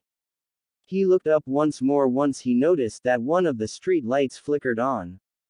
The sky was bathed in a beautiful maroon hue mixed with a slight crimson, almost the same color as Karin's eyes. He couldn't help but feel his lips curl at the thought of his roommate and protectorate. He slid his hands into his pocket and walked off to nowhere in particular, but just as the night scene of Konoha kicked in, the hero of Konoha was stopped all of a sudden by the blonde bombshell of Konoha, Yamanaka Ino. Naruto. Ino called from behind the blonde. Where are you going to? Ino jogged up to Naruto with a slow, tentative pace, almost as if she were trying to seduce the toad sage. Naruto's eyes grew wide as blood shot to his nose. Ino was wearing a beautiful, but thin shirt with no discernible bra underneath to hold back the bouncing nature of her breasts. A blush as bright as the moon above them grew on Naruto's face the longer he kept his eyes glued onto the blonde bombshell making her way to him. And nowhere. Jay just looking for some pussy place to eat. Naruto's face flushed deeply. Ino seemed to not have caught the slip. Really? Ino smiled softly and locked her arm with his. Let's go somewhere. I'm off from work, and Sakura has to work extra at the hospital, you know. I'd love that. Naruto smiled. So where do you want to go to? Ichiraku Ramen, Ino asked with a sly smile. How does that sound? Doesn't seem like a very Ino thing of you to offer up, Naruto said with a narrowed eye. Does that really matter? Ino asked with a smile. It's ramen. Well, that does sound really nice. Naruto broke into a faux thinking pose. I suppose we could get ramen. Well, stop supposing because that's exactly where we're going. Ino smirked and began to walk at the same pace as Naruto. Naruto, though, not one to really check out a woman's assets, had to say, in all honesty, Ino was downright one of the sexiest girls he'd ever met. That long blonde hair and her sky blue eyes kept his eyes hooked, but he couldn't forget that body that Ino was blessed with. Her curves were definitely better than Karin, and Ino seemed to have an even better athletic build. Then again, Karin has lived underground for much of her life doing experiments for the pedophile. Naruto looked into his memories and wondered why he was so attracted to Sakura for all these years, when here, Ino was definitely all over him. During their calm walk, Naruto began to think of Ino's skills compared to Sakura, hell even Karin as well. After a good few moments, he quickly realized that Ino, so far, is the most useful of the three. She had an arsenal of powerful mind techniques, and was also the most beautiful of the three. Though Naruto would probably never say that to her or anyone but himself, the boy couldn't help but think she was the most beautiful girl he'd met, despite her flaws as being one of the loudest, meanest and rudest women he'd ever met. If only she could change her personality just a tad bit, Naruto felt that he'd find her attractive. Naruto's eyes suddenly started to trail down from Ino's bangs and down to her collarbone. Right, Naruto? Ino asked. Oh shit. I wasn't listening to her. Naruto's eyes grew wide for a quick moment, but he quickly straightened up and let out a meek, of course. Seriously, right. Ino began to laugh. I knew that you would be the perfect person to rant to. Oh shit. Nice save there, Naruto. The blonde shinobi sighed in relief. You know what? I think I should start learning how to read people's lips. Ino went off on another rant about assholes at her work and bitchy people at the hospital. Though her style of ranting and complaining had a vague resemblance to Karin and Kushina's ranting, Naruto found it boring. She complained about this and that, but at least her voice wasn't as loud as it normally was, or else it would have gone from boring to annoying. They made it to Ichiraku and got themselves a nice booth and ordered their normal amounts of ramen, with Naruto having about 20 bowls and Ino having about 2.5. They ate enjoying each other's presence and had very little care in each other's eating styles.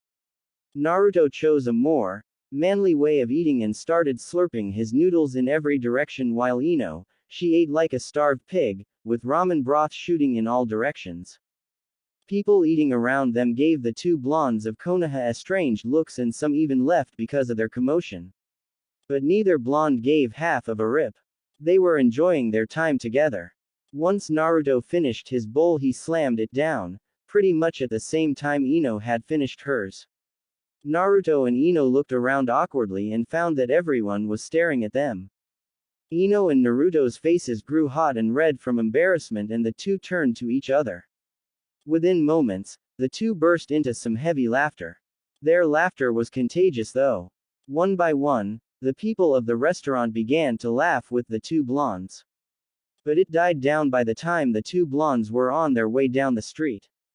It was a surprisingly cool night, compared to the normal temperature that summer nights would be in the Land of Fire. Naruto and Ino were close together and stayed in a comfortable silence reigning between them. The different stores were bright and open for the various people still walking around at this time of night. Looking up, Naruto found that the sky was clear and the stars of the nighttime sky were twinkling brighter than what he'd ever seen before. The bright crescent moon high into the sky, shining down onto the village with what little light it gave. Naruto looked back down to the blonde he had in his arms. Ino had her head leaned into his arm as they walked. Upon her face was a great smile spread across her face. Her white teeth glinting with each light they passed by. Hey, wanna see something? Naruto suddenly asked. Sure. What is it? Ino asked, but before she could continue, she was swept off of her feet and the two blondes took off through the rooftops of Konoha. Ooh. Karin was surrounded by grass, lots of grass. It almost reminded her of her homeland. the soft blades tickling her smooth skin with each breeze that flittered by. Karin shut her crimson eyes and stared off into the bright, beautifully cloudy blue sky and smiled at the warmth coming down from the sun. Its rays pounding through the cool breeze, warming her. She smiled even brighter when she sensed the amount of peace radiating off of Naruto from wherever he was. It was making her dream even more heavenly than what it would normally be. His happiness made her dreams what they were. His happiness soon started to take shape and Naruto began to form in her world. He was wearing a gray t-shirt with black jeans and some sandals. Naruto plopped down onto the grass below with a basket in his hands. The boy smiled softly with the same foxy grin that Karin had begun to love and began to remove the contents of the basket. Naruto motioned for Karin to move. Once she did, the blonde threw out a large blanket and started placing food onto the blanket: rice, chicken, turkey, pork. It was beautiful to Karin, but Naruto of course didn't stop there. He drew out a small wreath of violets and slowly slid them onto her head. Damn, Naruto must be really happy. Karin thought to herself. Never had something like this happened before. Sure, Naruto's chakra was peaceful and loving, but never had it been like this. Karin's heart beat faster as the dream continued and Naruto began to do things that Karin had always wished her dream man would do. Naruto reached out and gently caressed her cheek, feeling the burning hot blush forming on her face. Karin shook nervously with her mouth agape and shakingly pushed her glasses back up. Her breath hitched when Naruto tilted his head, allowing his hair to feel the full force of the incoming breeze. A sudden burst of peace shot from an outside source, most likely Naruto, and the scene began to grow warmer and it made Karin's heart beat heavily. Naruto suddenly grabbed Ino and crashed his lips upon hers. His hands were holding her arms, keeping her close to him to make sure that the redhead doesn't break away too early. The kiss was a simple one, even though both have had many kisses before. This one to Karin felt special. Maybe it was the overflow of happiness from her idiot roommate. Or maybe this dream was just a parallel to what she truly wants from the blonde. But the sky suddenly darkened. The grass began to wilt and the trees around them burst into flames. Thunder boomed in the cloudy sky, but no rain fell. From the flaming forest came a spiky-haired boy with red eyes. Karin's own crimson eyes sprang open with fear, but Naruto shot to his feet and got ready to defend the girl. Naruto, Sasuke said, what are you doing with my cum dumpster? She's no longer yours to toy with, bastard. Naruto growled viciously. Defending a whore. Sasuke burst into laughter as he unsheathed his sword. That's new. What happened to the oh so wonderful Sakura-chan? Nothing happened. Why do you think I'm with Karin? Naruto simply replied. The blonde drew out a kunai and hunched over in a battle stance. Kami Naruto. Sasuke laughed just a bit more and stretched his sword-wielding arm. She's a useless whore. I'm surprised that she hasn't left you yet to sleep with the rest of the shinobi corps. Screw you, Sasuke. Karin screamed. I'm not like that. Oh really? Sasuke smiled devilishly. Would you mind if I went ahead and told the dobe of our team's fuck nights? Don't you dare. Karin screamed as tears formed in her eyes. What the hell are you going to do, Karin? Sasuke asked with a smirk. Suck me to death. Leave me alone, Sasuke. Karin fell down and gripped her head. But her fingers felt the soft flower petals wrapped around her head. I am no longer yours to mess with. Yeah, Sasuke. Naruto shouted. Leave her alone. She is not a part of our battle. Leave her out of this. Oh but Dobe, she is a part of this fight. Sasuke smiled and activated his Mangekyo Sharingan. Anything you will come to love or already love is automatically included in this. The first thing I'm doing after I kill you, I think I'm going to rebuild my clan, starting with the red-headed masturbation sheath that you just so happen to be defending. I will kill you if you touch her.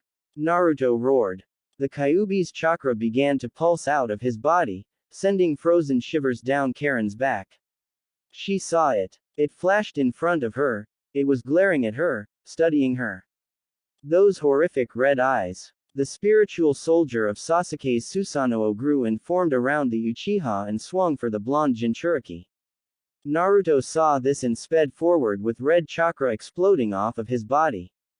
Naruto jumped forward and slammed a Rasengan into the Susanoo, but the spiritual soldier didn't budge and withstood the attack, and slapped Naruto away and into the dirt.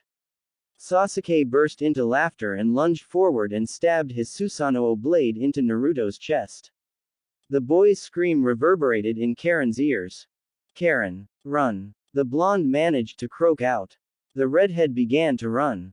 Her sandals crunched the blackened grass and scorched ground. Tears were running down her cheeks. She looked behind to see Sasuke walking with the same facial expression he had when he fought Danzo. But from her distraction of looking back, she didn't notice the other two newcomers walking in front of her. Once she turned back around to face forward, she ran into a large man with orange hair and a skinnier and shorter man with straight white hair and shark-like teeth. Karin recognized them immediately and began to back away. Seeing that Sasuke was still a long ways away, she chose to make a run for it towards the east or wherever running to the right led to, just as long as it got her away from them. But before her she could actually start running, Jugo shot forward with his arms and wrapped them around the horrified redhead. Karin kicked and swung her arms around, causing her glasses to fly right off her face. Everything lost color and everything bled into one, causing her vision to turn blurry, almost as if she were blind. Jugo slammed her into the ground while Suigetsu began to work on getting rid of her pants and shirt. She was about to fight back, but Jugo punched her in her gut, forcing a large blob of blood from her mouth and back onto her face. Karin flipped over and tried to crawl away, but Suigetsu grabbed her legs and forced them apart to reveal the clean-shaven and overly used vagina of Karin's. Sasuke laughed viciously and pushed Suigetsu away. "I like that you kept your pussy shaved." Sasuke sneered. "I wonder what Naruto thought of how widespread you are." "Damn you, Sasuke," Karin shouted. "What he thought of my body is not of your concern." "Ah, was he not impressed?" Suigetsu burst into laughter. "That's not what he thought," Karin cried. "He doesn't think of me as a whore. He's not like you." "Well, of course he isn't like me." Sasuke unzipped his pants. "I'm not dead." But just before he could enter, everything turned black. Karin felt around and realized that she was no longer in the grassy plain that she once was, but instead she was on a cold and hard floor. She reached over looking for her glasses, but she couldn't find them. She was terrified and she was missing her jacket. She could feel the wind slipping against the bare bite marks drawn up and down her arms and across her chest. But the thing that really terrified her was that she couldn't sense anything. She was literally blind to the world outside. She began to crawl around with tears falling down her face. Within moments she just stopped and began to hyperventilate, hoping that somehow Naruto would find her in time. "Ooh, I had fun." Ino smiled softly as she slowly leaned her head onto Naruto's shoulder. "I had a lot of fun, Naruto-kun." "Hey, I did too, Ino-chan." Naruto leaned back and smiled softly at the twinkling stars in the sky. "Ready to go home?" "Definitely." Ino smiled and was pulled up to her feet by Naruto. "We should do this again. I look forward to." Naruto's eyes suddenly changed into his sage mode. People's chakra signatures and emotions flooded his mind and system. But there was one that made his heart crumble. Karin was terrified of something and her chakra seemed to be in distress. The boy took off without another word and jumped off of the Hokage monument and down towards the rooftop of the Hokage tower. He jumped as far as he could and landed just a few blocks away from his home and continued on his path until he landed on the balcony of his floor. He could sense it, Karin's fear. Karin's pain was palpable and filled the hallway with despair. Naruto dashed down the hallway, nearly knocking over a few bellboys and servants, but he came to a quick stop once he reached his room, which was the single door at the end of the hall. He kicked the door open only to find that all of the lights were flicked off and the furniture, from what he could see, was overturned almost as if someone had broken in. He stepped in, but a small crunch was heard. He looked down and found Karin's glasses beneath his foot. shattered beyond belief and with one of the arms of the glasses broken off, revealing a 2-inch long serrated blade. Naruto's ears suddenly perked up when he heard sniffling through the darkness of the room. There were footsteps that sounded from behind, and apparently Ino had followed Naruto. She quickly reached in and flicked the lights on to reveal a jacketless Karin curled up in a fetal position with tears pouring from her eyes. Her eyes, though, were filled with so much fear and pain that Naruto had trouble looking at Karin. Naruto turned and nodded at Ino, with the blonde girl quickly getting the message and charging ahead and grabbing Karin's coat off the floor and wrapping it around the redhead. Once Karin was clothed once more, Naruto bent down and hoisted her up in a bridal style and held her close to him. Karin slid her hand onto Naruto's chest and felt for his heart. The girl was mumbling incoherently and seemed to be in a daze, but Naruto's amazing chakra began to fix all of Karin's problems. Karin's breath began to slow down, and soon enough it was a manageable pace, but she kept her hand pressed against Naruto's chest. Soon enough she was holding his shirt with a death grip, not wanting him to let her go. "Ino, can you heal her up a bit?" Naruto asked as he walked over to his bedroom. "She needs it." Naruto bent over and laid Karin out onto the bed and carefully spread her legs out and straightened them out on top of the blankets. But just as Naruto was about to leave, Karin reached out and grabbed his hand and pulled Naruto towards her and gripped him tighter than before. Naruto looked down to see the unbelievable pain in her eyes. "Please, don't leave me," Karin shouted as she buried her head into his arm. "Just, for tonight, stay with me once more." Naruto sighed softly, then looked to see Ino with a gaping smile spread across her face. Naruto nodded and was replied with a pat on the shoulder by Ino. The platinum blonde left the room and slowly shut the door, leaving Naruto with the weeping Karin. "Don't you worry, Karin." Naruto smiled and slid her over to accommodate some space for himself. "I made a promise to you. I promised that you'd never feel hurt again." Once he was comfortable, Karin turned over and rested her hand onto his chest and immediately went back to sleep. Naruto soon enough was starting to get claimed by the wonderful spell that was known as sleep. Karin rested her forehead onto his shoulder as she fell deeper into sleep, and Naruto rested his chin onto her scalp. Within a few minutes, the two of them were snoring like a loving couple enjoying a blissful sleep. At least that's what it looked like to Ino. Karin awoke to the smell of sizzling meat and cooking rice. With the events of the night before completely erased from her memory, she reached over expecting to find her glasses. She clicked open her glasses only to find cracks in the lens and duct tape being used to hold one of the arms to the rest of the glasses body. She looked around nervously and looked for the warmth that filled her dreams, but it was nowhere, until, suddenly, her senses were exploded with the wondrousness of Naruto's chakra. Her mind calmed. She rubbed her bare arms. "Wait, bare." Karin looked down in distress when she realized that her arms were naked for the entire world to see. She looked at the bite marks and felt tears forming in her eyes, but she realized that it was too damn early for tears and crying. She shook her head and slid herself from the bed and trudged out of the room into wherever the smell was coming from. But what she saw made her heart hurt slightly.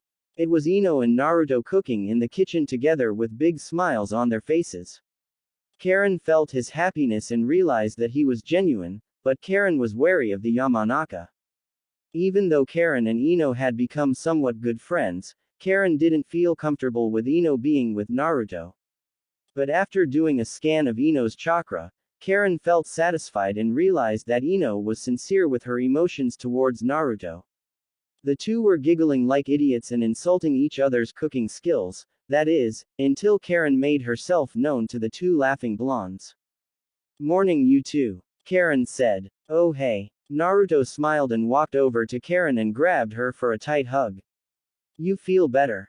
"Never better, I guess," Karin replied meekly. "Can you two tell me what the hell happened to my glasses?" Naruto took a seat and motioned for Karin to do the same.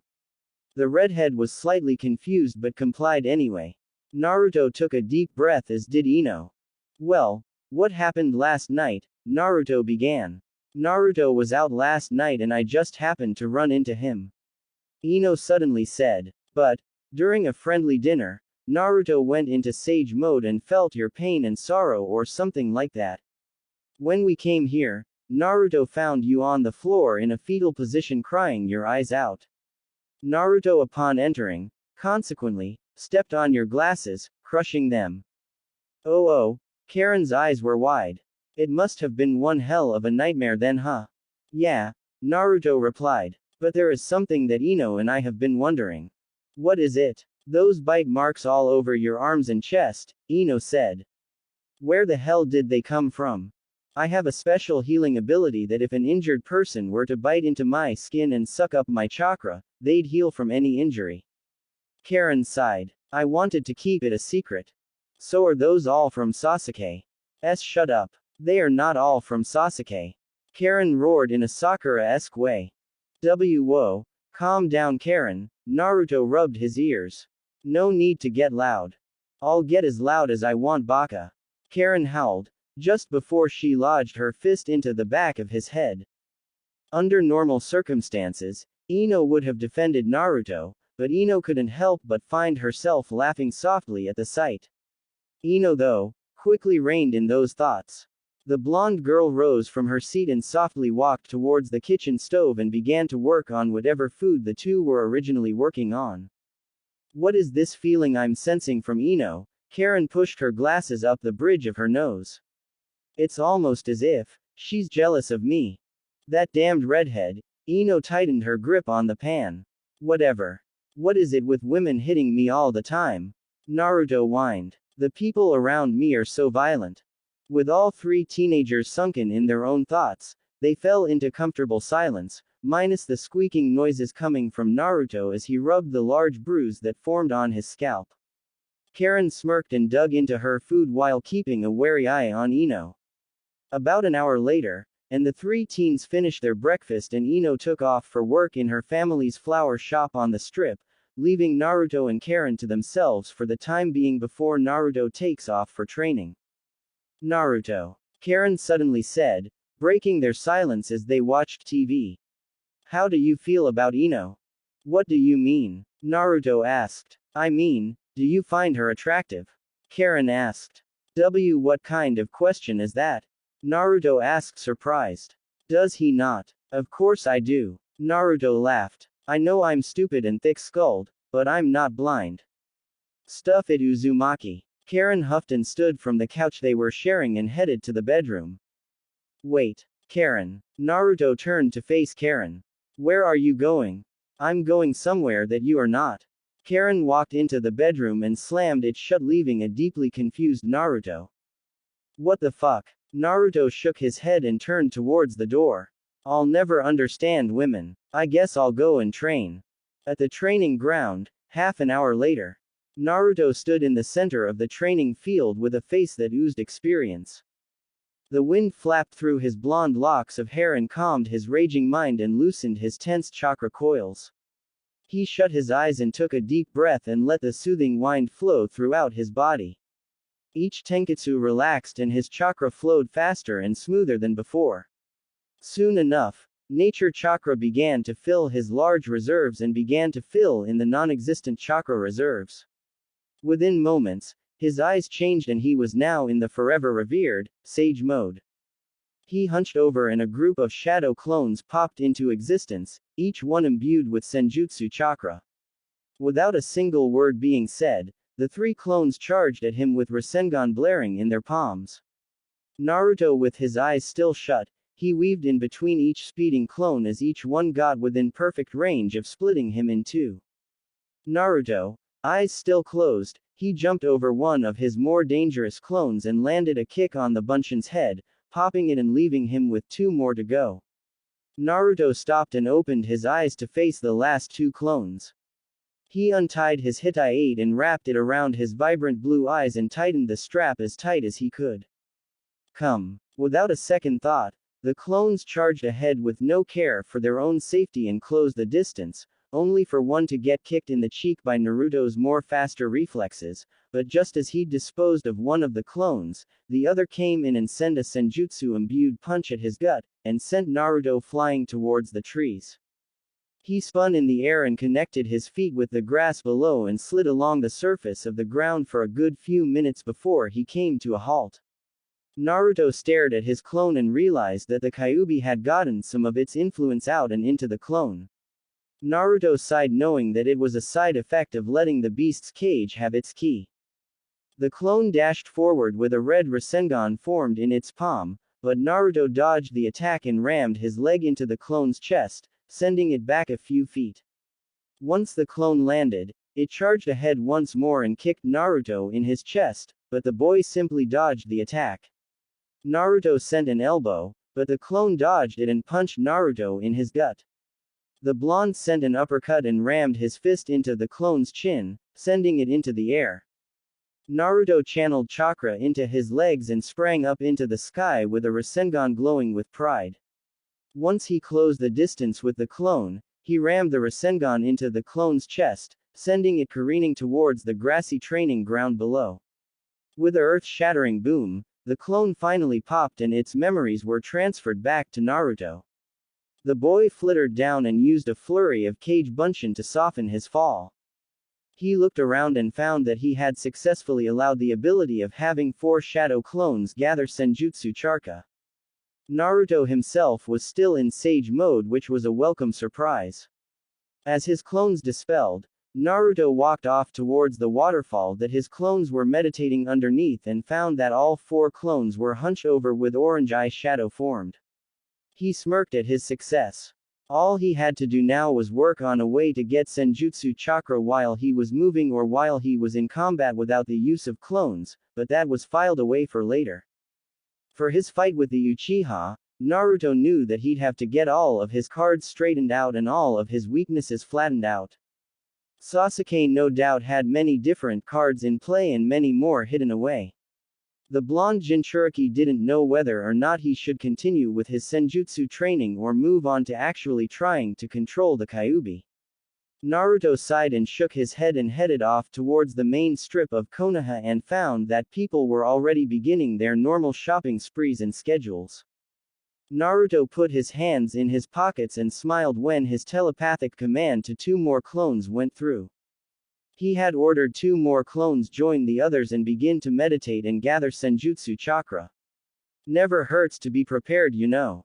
Naruto continued on his destination-less path and walked aimlessly through the street whilst paying no attention to the people looking at him and the girls checking him out. Naruto, though, not really into Sakura since his situation has been changing slightly, the blonde realized that he hadn't seen the Pinkett in a while.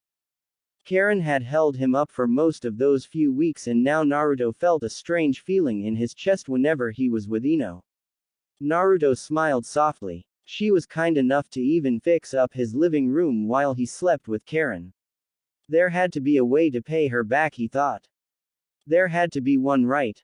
Shaking the thoughts from his head, Naruto trudged down the street towards Ichiraku Ramen, but sadly, found that the line was too long. Surprising, really.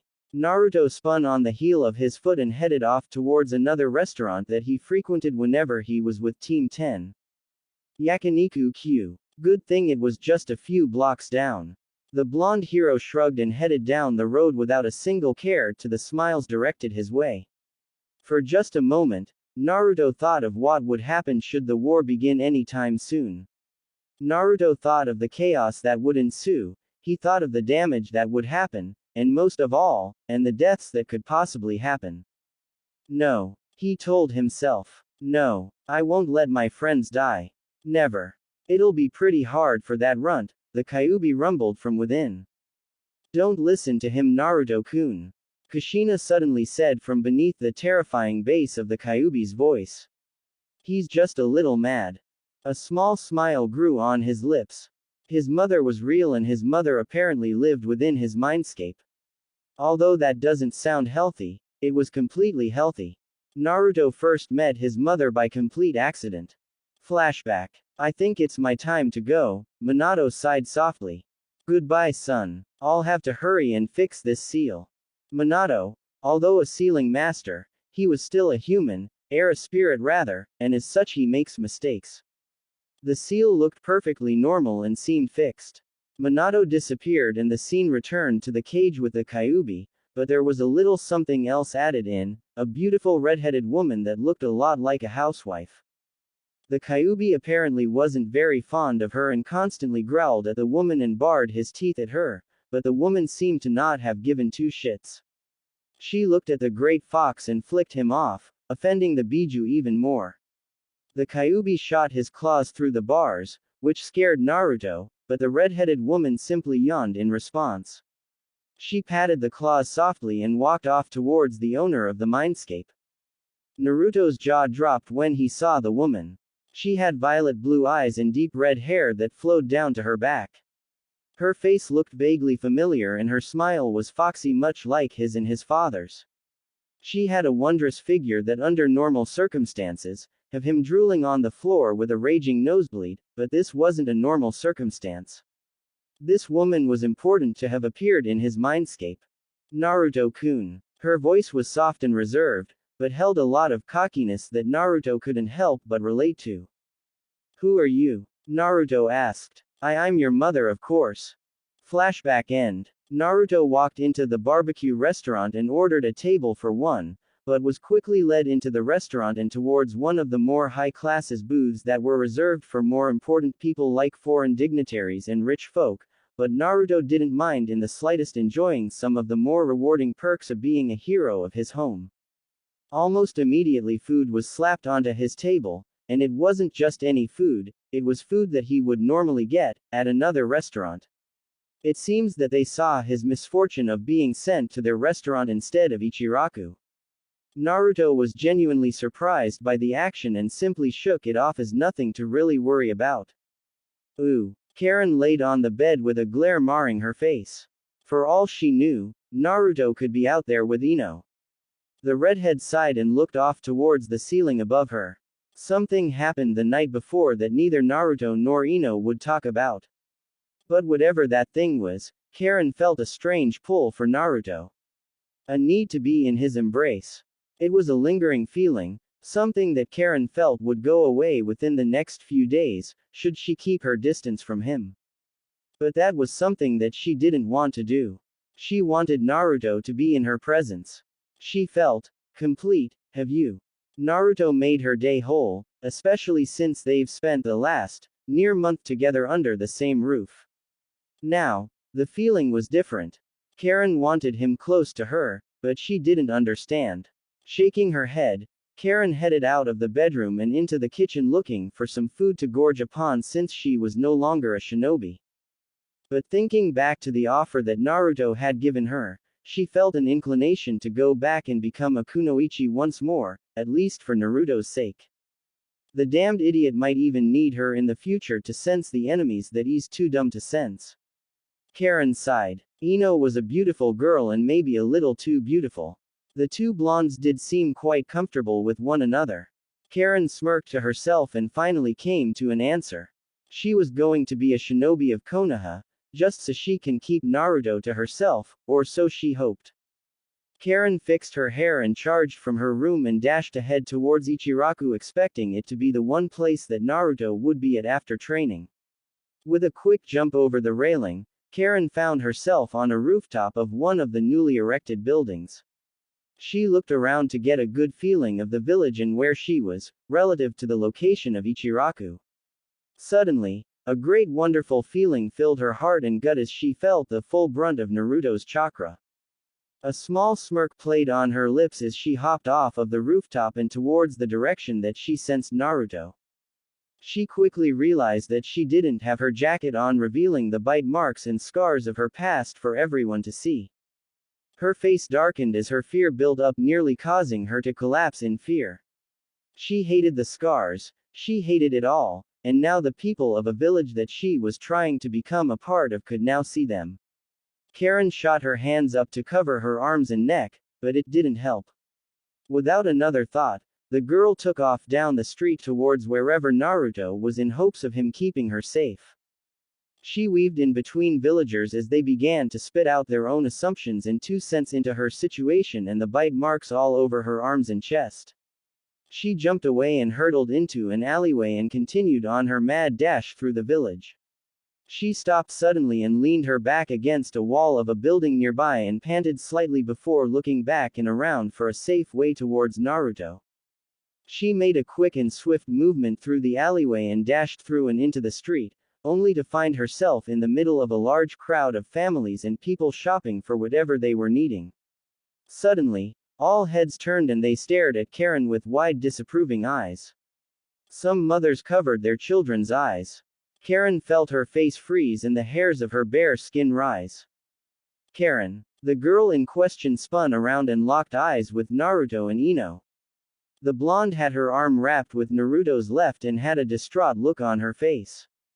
Despite not really liking the competition, Karin felt a bit relieved that the two had shown up to help her.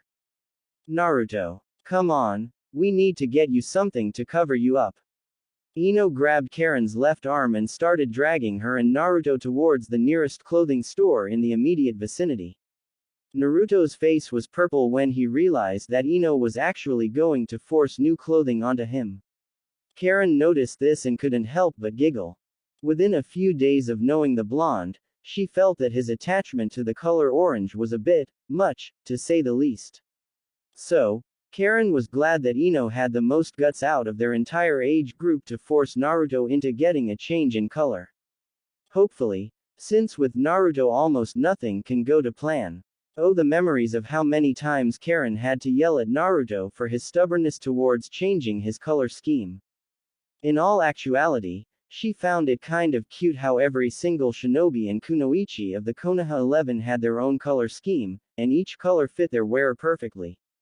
Karin suddenly felt that if Naruto was to change his colors, it might not be the same, so she dug her heels into the ground, stopping Ino and Naruto in their tracks while kicking up a massive cloud of dirt and dust behind them. No, let's not change our clothing. Karin shouted indignantly. I like the way Naruto-kun looks.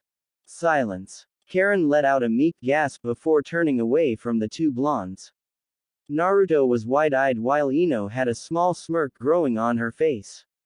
But it didn't last long before Ino grabbed Naruto and Karin once more and started dragging them down the street, despite their complaints.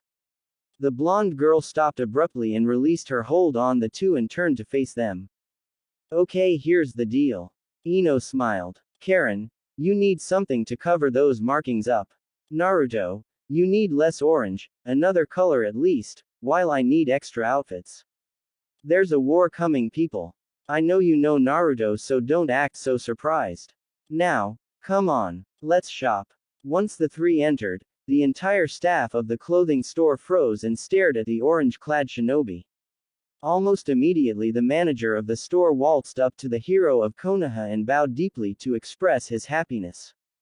Naruto looked over to Ino and sent a glare. Ino though shrugged and looked genuinely confused. Karin, knowing better, went ahead to check her chakra to find anything that might say that Ino was planning this, but found that Ino was indeed confused as well. After the manager and some of the staff finished thanking and basically worshipping the blonde shinobi, they finally looked at Ino and Karin. They smiled and asked Ino some questions, but once they looked at Karin, their eyes shot from their heads and sprang back in. One of the eccentric of the staff grabbed Karin and led her towards Kami knows where and started throwing clothes at the redhead, leaving Ino and Naruto at the entrance. I guess they trust me to find you suitable clothing for the war and also casual wear. Ino smiled. You wear this eyesore of a jumpsuit too damn much, Uzumaki. Come on. Uzumaki. Karin overheard. Why does that sound familiar all of a sudden? In all honesty, Karin had actually never heard Naruto's last name. Never had she even thought to ask. Ever since she was told that he was an orphan, she thought that he probably didn't even have a last name, and also since his heritage was hidden, he probably wasn't allowed to use his father's surname. But Uzumaki. Karin could have sworn that it sounded familiar. Shaking those thoughts from her head, she had to jump forward to catch some jeans and baggy shinobi pants just before they fell to the floor below. Ino-chan. Why do I have to get new clothing? Naruto groaned as Ino threw some shinobi pants at him and a new shirt. There's really nothing wrong with what I'm wearing. Don't question me, Naruto-kun. I'm doing you a favor. Ino smiled as she unclipped a shirt and laid it against Naruto's back for a vague measurement. Too big. How about this one? Naruto sighed softly and held the growing bundle of clothing in his arms and stared aimlessly out the window of the store. Outside, people were walking with their families and friends, enjoying the heat of the land of fire sun. Naruto grunted slightly when he realized that he needed to get some extra training in since there was indeed a war coming. Not completely mastering Sage mode could end up a problem later on. He also felt that he needed to work on his Rasengan. There were so many Rasengan variants that could be made, and with the ones that he already has, it's only the tip of the iceberg. Perfect. Ino shouted, breaking Naruto from his thoughts. The blonde walked in front of Naruto and laid the shirt onto the bundle of clothes in Naruto's arms. Can you be a sweetheart and get a cart?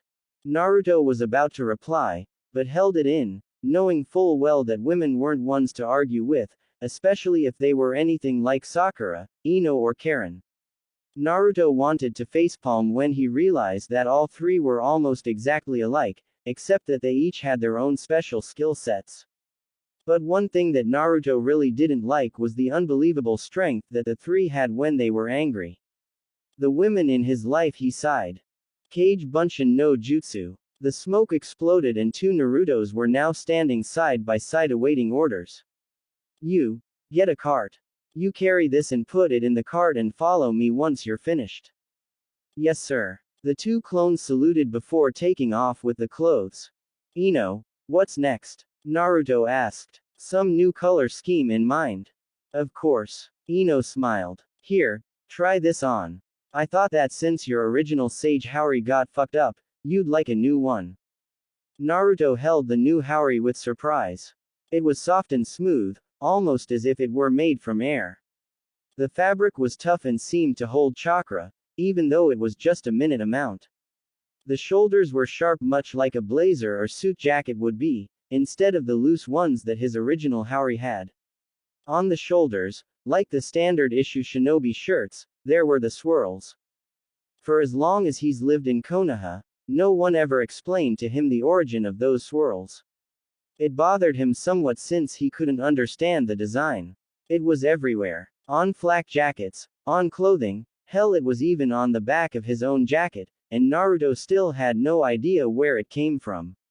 He sighed and slipped the Haori over his body and was immediately in love with the garment. It flowed down just to his ankles. The collar only got to the middle whisker on both of his cheeks and stopped there. The sleeves were of perfect length and felt at the same length as his jacket sleeve. The color, though, entranced him. It was almost the same color of his mother's hair and Karin's hair combined. The shoulders were tight but felt strong and nice. The Haori, even though it had long sleeves, it didn't hinder his movement. If anything, he was more mobile. How, he didn't know. Ino smiled at Naruto for a bit before taking off towards the more shinobi-oriented section of the store, while leaving Naruto to gush over his new Haori. After a few minutes, Naruto realized that Ino was gone and he was standing in the middle of the store, staring at himself in a mirror while admiring his body and how good he looked. The blonde rubbed the back of his head sheepishly and coughed awkwardly before taking off through the store in search of Ino. 20 minutes later, Naruto now stood in front of the cashier with 3 carts worth of clothing for Ino and Karin, and a bit for himself. Karin and Ino were starry-eyed when they heard Naruto say that he was going to pay for everything. Looking back at his 2 female companions to make sure he doesn't see Gama-chan cry, he felt his sadness disappear. Ino stood with a pair of short shorts and a thin purple blouse.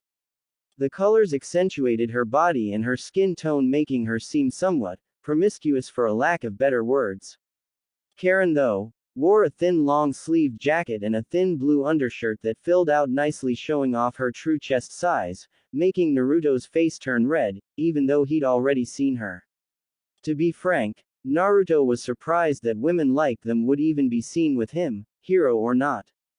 Even though he's already saved the village from catastrophe, he felt that he still wasn't worthy of any relationships. Come to think of it, Naruto didn't know what he was with Ino. The girl seemed to like him, of course, but Karin also seemed to like him. Then he also had to deal with Hinata and Sakura. Naruto wanted to collapse and rub his head until all of his problems vanished. Looking away, he trailed his head upwards and stared at the ceiling. Naruto-sama. Naruto paid no heed and continued to stare aimlessly at the ceiling. Completely mesmerized by the patterns in the ceiling tiles, Naruto didn't even acknowledge the cashier. He simply kept his eyes glued to the ceiling. Naruto-kun, Ino tapped him in his shoulder. Still no response. Now, Naruto was in a deep trance about things related to ramen and for some unforeseen reason, chicken. Baka Naruto. Karin roared, scaring Naruto back into reality. Naruto-sama, your receipt. The cashier looked at the hero with a bewildered expression. Thank you for shopping. Ah, yes, thank you. Naruto turned around and had some shadow clones carry the bags out of the store. The three were now walking down the street towards Ino's house since it was on the way. He had a small squad of 10 clones carrying their bags right behind them, while he conversed with the two girls at his sides. His clones grumbled each step since each clone had at least 4 bags in each hand. Through the journey, Karin took notice of the world around her, and for a second, she thought she felt a small tingle of love come from Naruto's heart. With each emotion memorized and studied and given a different color for future reference, Karin knew that it was love. Since love didn't have a color, it was too pure. Karin felt his emotions calm her down once more. Ever since yesterday, before everything went black, she realized that Naruto's peacefulness in his chakra has become much more potent because of the presence of Ino. Karin fixed her broken glasses and sighed at how distorted and disgusting everything looked through her eyes. Karin frowned slightly and looked around only to see cracked images. If she took off her glasses, she knew that she wouldn't see a thing, and it would be just as bad as looking through her ruined glasses, but at least she could see right. The group stopped and Ino gave Naruto a kiss on the cheek and walked over to Karin and gave her a small hug while motioning for 5 of the clones to follow the blonde into her house. Karin and Naruto smiled softly and burst into a small bout of laughter. With the remaining 5 clones following behind, they quickly headed towards their condo. Without much to say, the two start taking out their clothes and putting them away and folding them. Karin even broke into song trying to kill time. With fewer clothes than Ino had, the two finished their arranging and folding rather quickly. As of now, Karin sat with a bowl of ramen in her hands and the television remote right next to her. She was watching a game show from the capital of crazy people trying to run an obstacle course without any formal training or chakra. Karin giggled and laughed as various traps were sprung, sending various objects at the contestants, sending them into the waters below. The bedroom door swung open and out walked a shirtless Naruto with only a towel covering his lower extremities. He had a toothbrush in his mouth as he swiftly walked through the main hall of their condo, completely ignoring the frozen Karin. The redhead stared at the muscled and surprisingly scarred shinobi walking in past her. Even though the two of them have lived together, she has never seen him without a shirt since he'd always make sure she wasn't looking or even go so far as to make her close her eyes before he'd enter a room where he needed something. But now, Karin was surprised by the sudden change in routine. She examined his body and found that it was more defined and muscular than Sasuke's, but the most defining feature of his chest was the 2 scars on his chest, both of them just centimeters from his heart. Naruto stopped and looked at Karin for a few seconds without any words being said. His face heat up as did Karin's as they both realized that they were staring at each other. Karin was wearing some yoga pants that fit her form perfectly and a thin V-neck t-shirt that showed a bit too much cleavage, whereas Naruto had left a bit too much crack in the part of the towel that covered his manhood. Karin spit out her noodles and coughed slightly and shot her head to face the TV. Naruto hurried away and into the confines of his bedroom, which was actually Karin's. 2 hours and a half later, Karin sighed after realizing that Naruto was off training like he normally did at this time of day. She sat her bowl down onto the table in front of her and crossed her arms underneath her chest and grumbled silently. She pushed her ruined glasses up her face and looked around for something to keep her mind off of her lack of company. She looked at her watch and the clock on the wall. Hinata was off with her Hyuga problems and her team Sashi was out of the question. Tamari was always with Shikamaru, so no. Sakura was working at the hospital as always. Ino was working at her flower shop and Tenten was always with Neji. Karin grumbled and sunk her head into the couch and let out an exhausted sigh. But suddenly, the door sprung wide open and in walked Naruto with a bright smile on his face. Karin was about to say something, but Naruto placed a finger on her lips and lifted her from the couch and put her on his back. I'm not Naruto, but rather, I'm a clone. The Bunshin replied. Naruto is in the park with a surprise for you. Come on. Surprise? For me? Karin's eyes were wide with surprise. Hell, the getting a surprise was enough surprise in itself for the redhead. What the hell are you planning, Naruto-kun? The clone charged from the room and jumped high into the sky, causing Karin's glasses to fly off of her face. In a moment of fear, she tightened her grip on the boy and held him as tightly as possible, in complete fear of a world that she couldn't see. Her arms tightened around the clone, making him laugh. He landed on the rooftop of a building and dashed off through over the passing civilians, making many of the older generation see small glimpses of Minato carrying Kushina through the skyline of Konoha. The flowing mane of beautiful red hair, being led by a head of golden locks, many people finally realized who Naruto's parents were. It wasn't that hard to tell, and in the world of shinobi, there's no such thing as coincidence. Karin kept her face buried deep into Naruto's back with her eyes shut tightly. But with a heavy thud, Karin realized that they had landed. The clone placed Karin down onto the ground. But instead of grass, she felt the softness of cloth. She opened her eyes, but quickly shut them, realizing that it wouldn't help her in any way whatsoever. Suddenly, there was a strange, but smooth feeling wrapped around her head. There was a soft click and there was now a weight on her face where her glasses would normally be. Open your eyes, Karin. It was a soft, enchanting whisper that caused Karin's face to burn up. It was deep and soothing. It echoed through her bones and made her heart beat quicker. The bass reverberating through her body, causing her mind to get hazy. She was too afraid to open her eyes, but once she did, she felt her heart nearly stop. Above them was a cherry blossom tree. Its pink petals flittering below as the soft winds of Hai no Kuni began to flow through. Off to the horizon, it was the same coloration as their first conversation at Mount Myoboku. The sky was painted in an amber glow with a bit of maroon dashed in. The sun itself was a blood red, almost as red as Karin's hair and eyes. But the colors. Oh, the colors. Never had she seen so many blend in together. But then, she realized that she was also no longer at ground level. She took a quick look around and realized that she and Naruto were at the top of the Hokage monument. She backed away and held onto Naruto's arm and nearly gawked when she felt how muscled his arms were. She mentally cursed herself for just now noticing all of his features. I see that you're enjoying the view. Naruto smiled. How could you tell? Karin replied with a sarcastic look. By the way, Karin, here.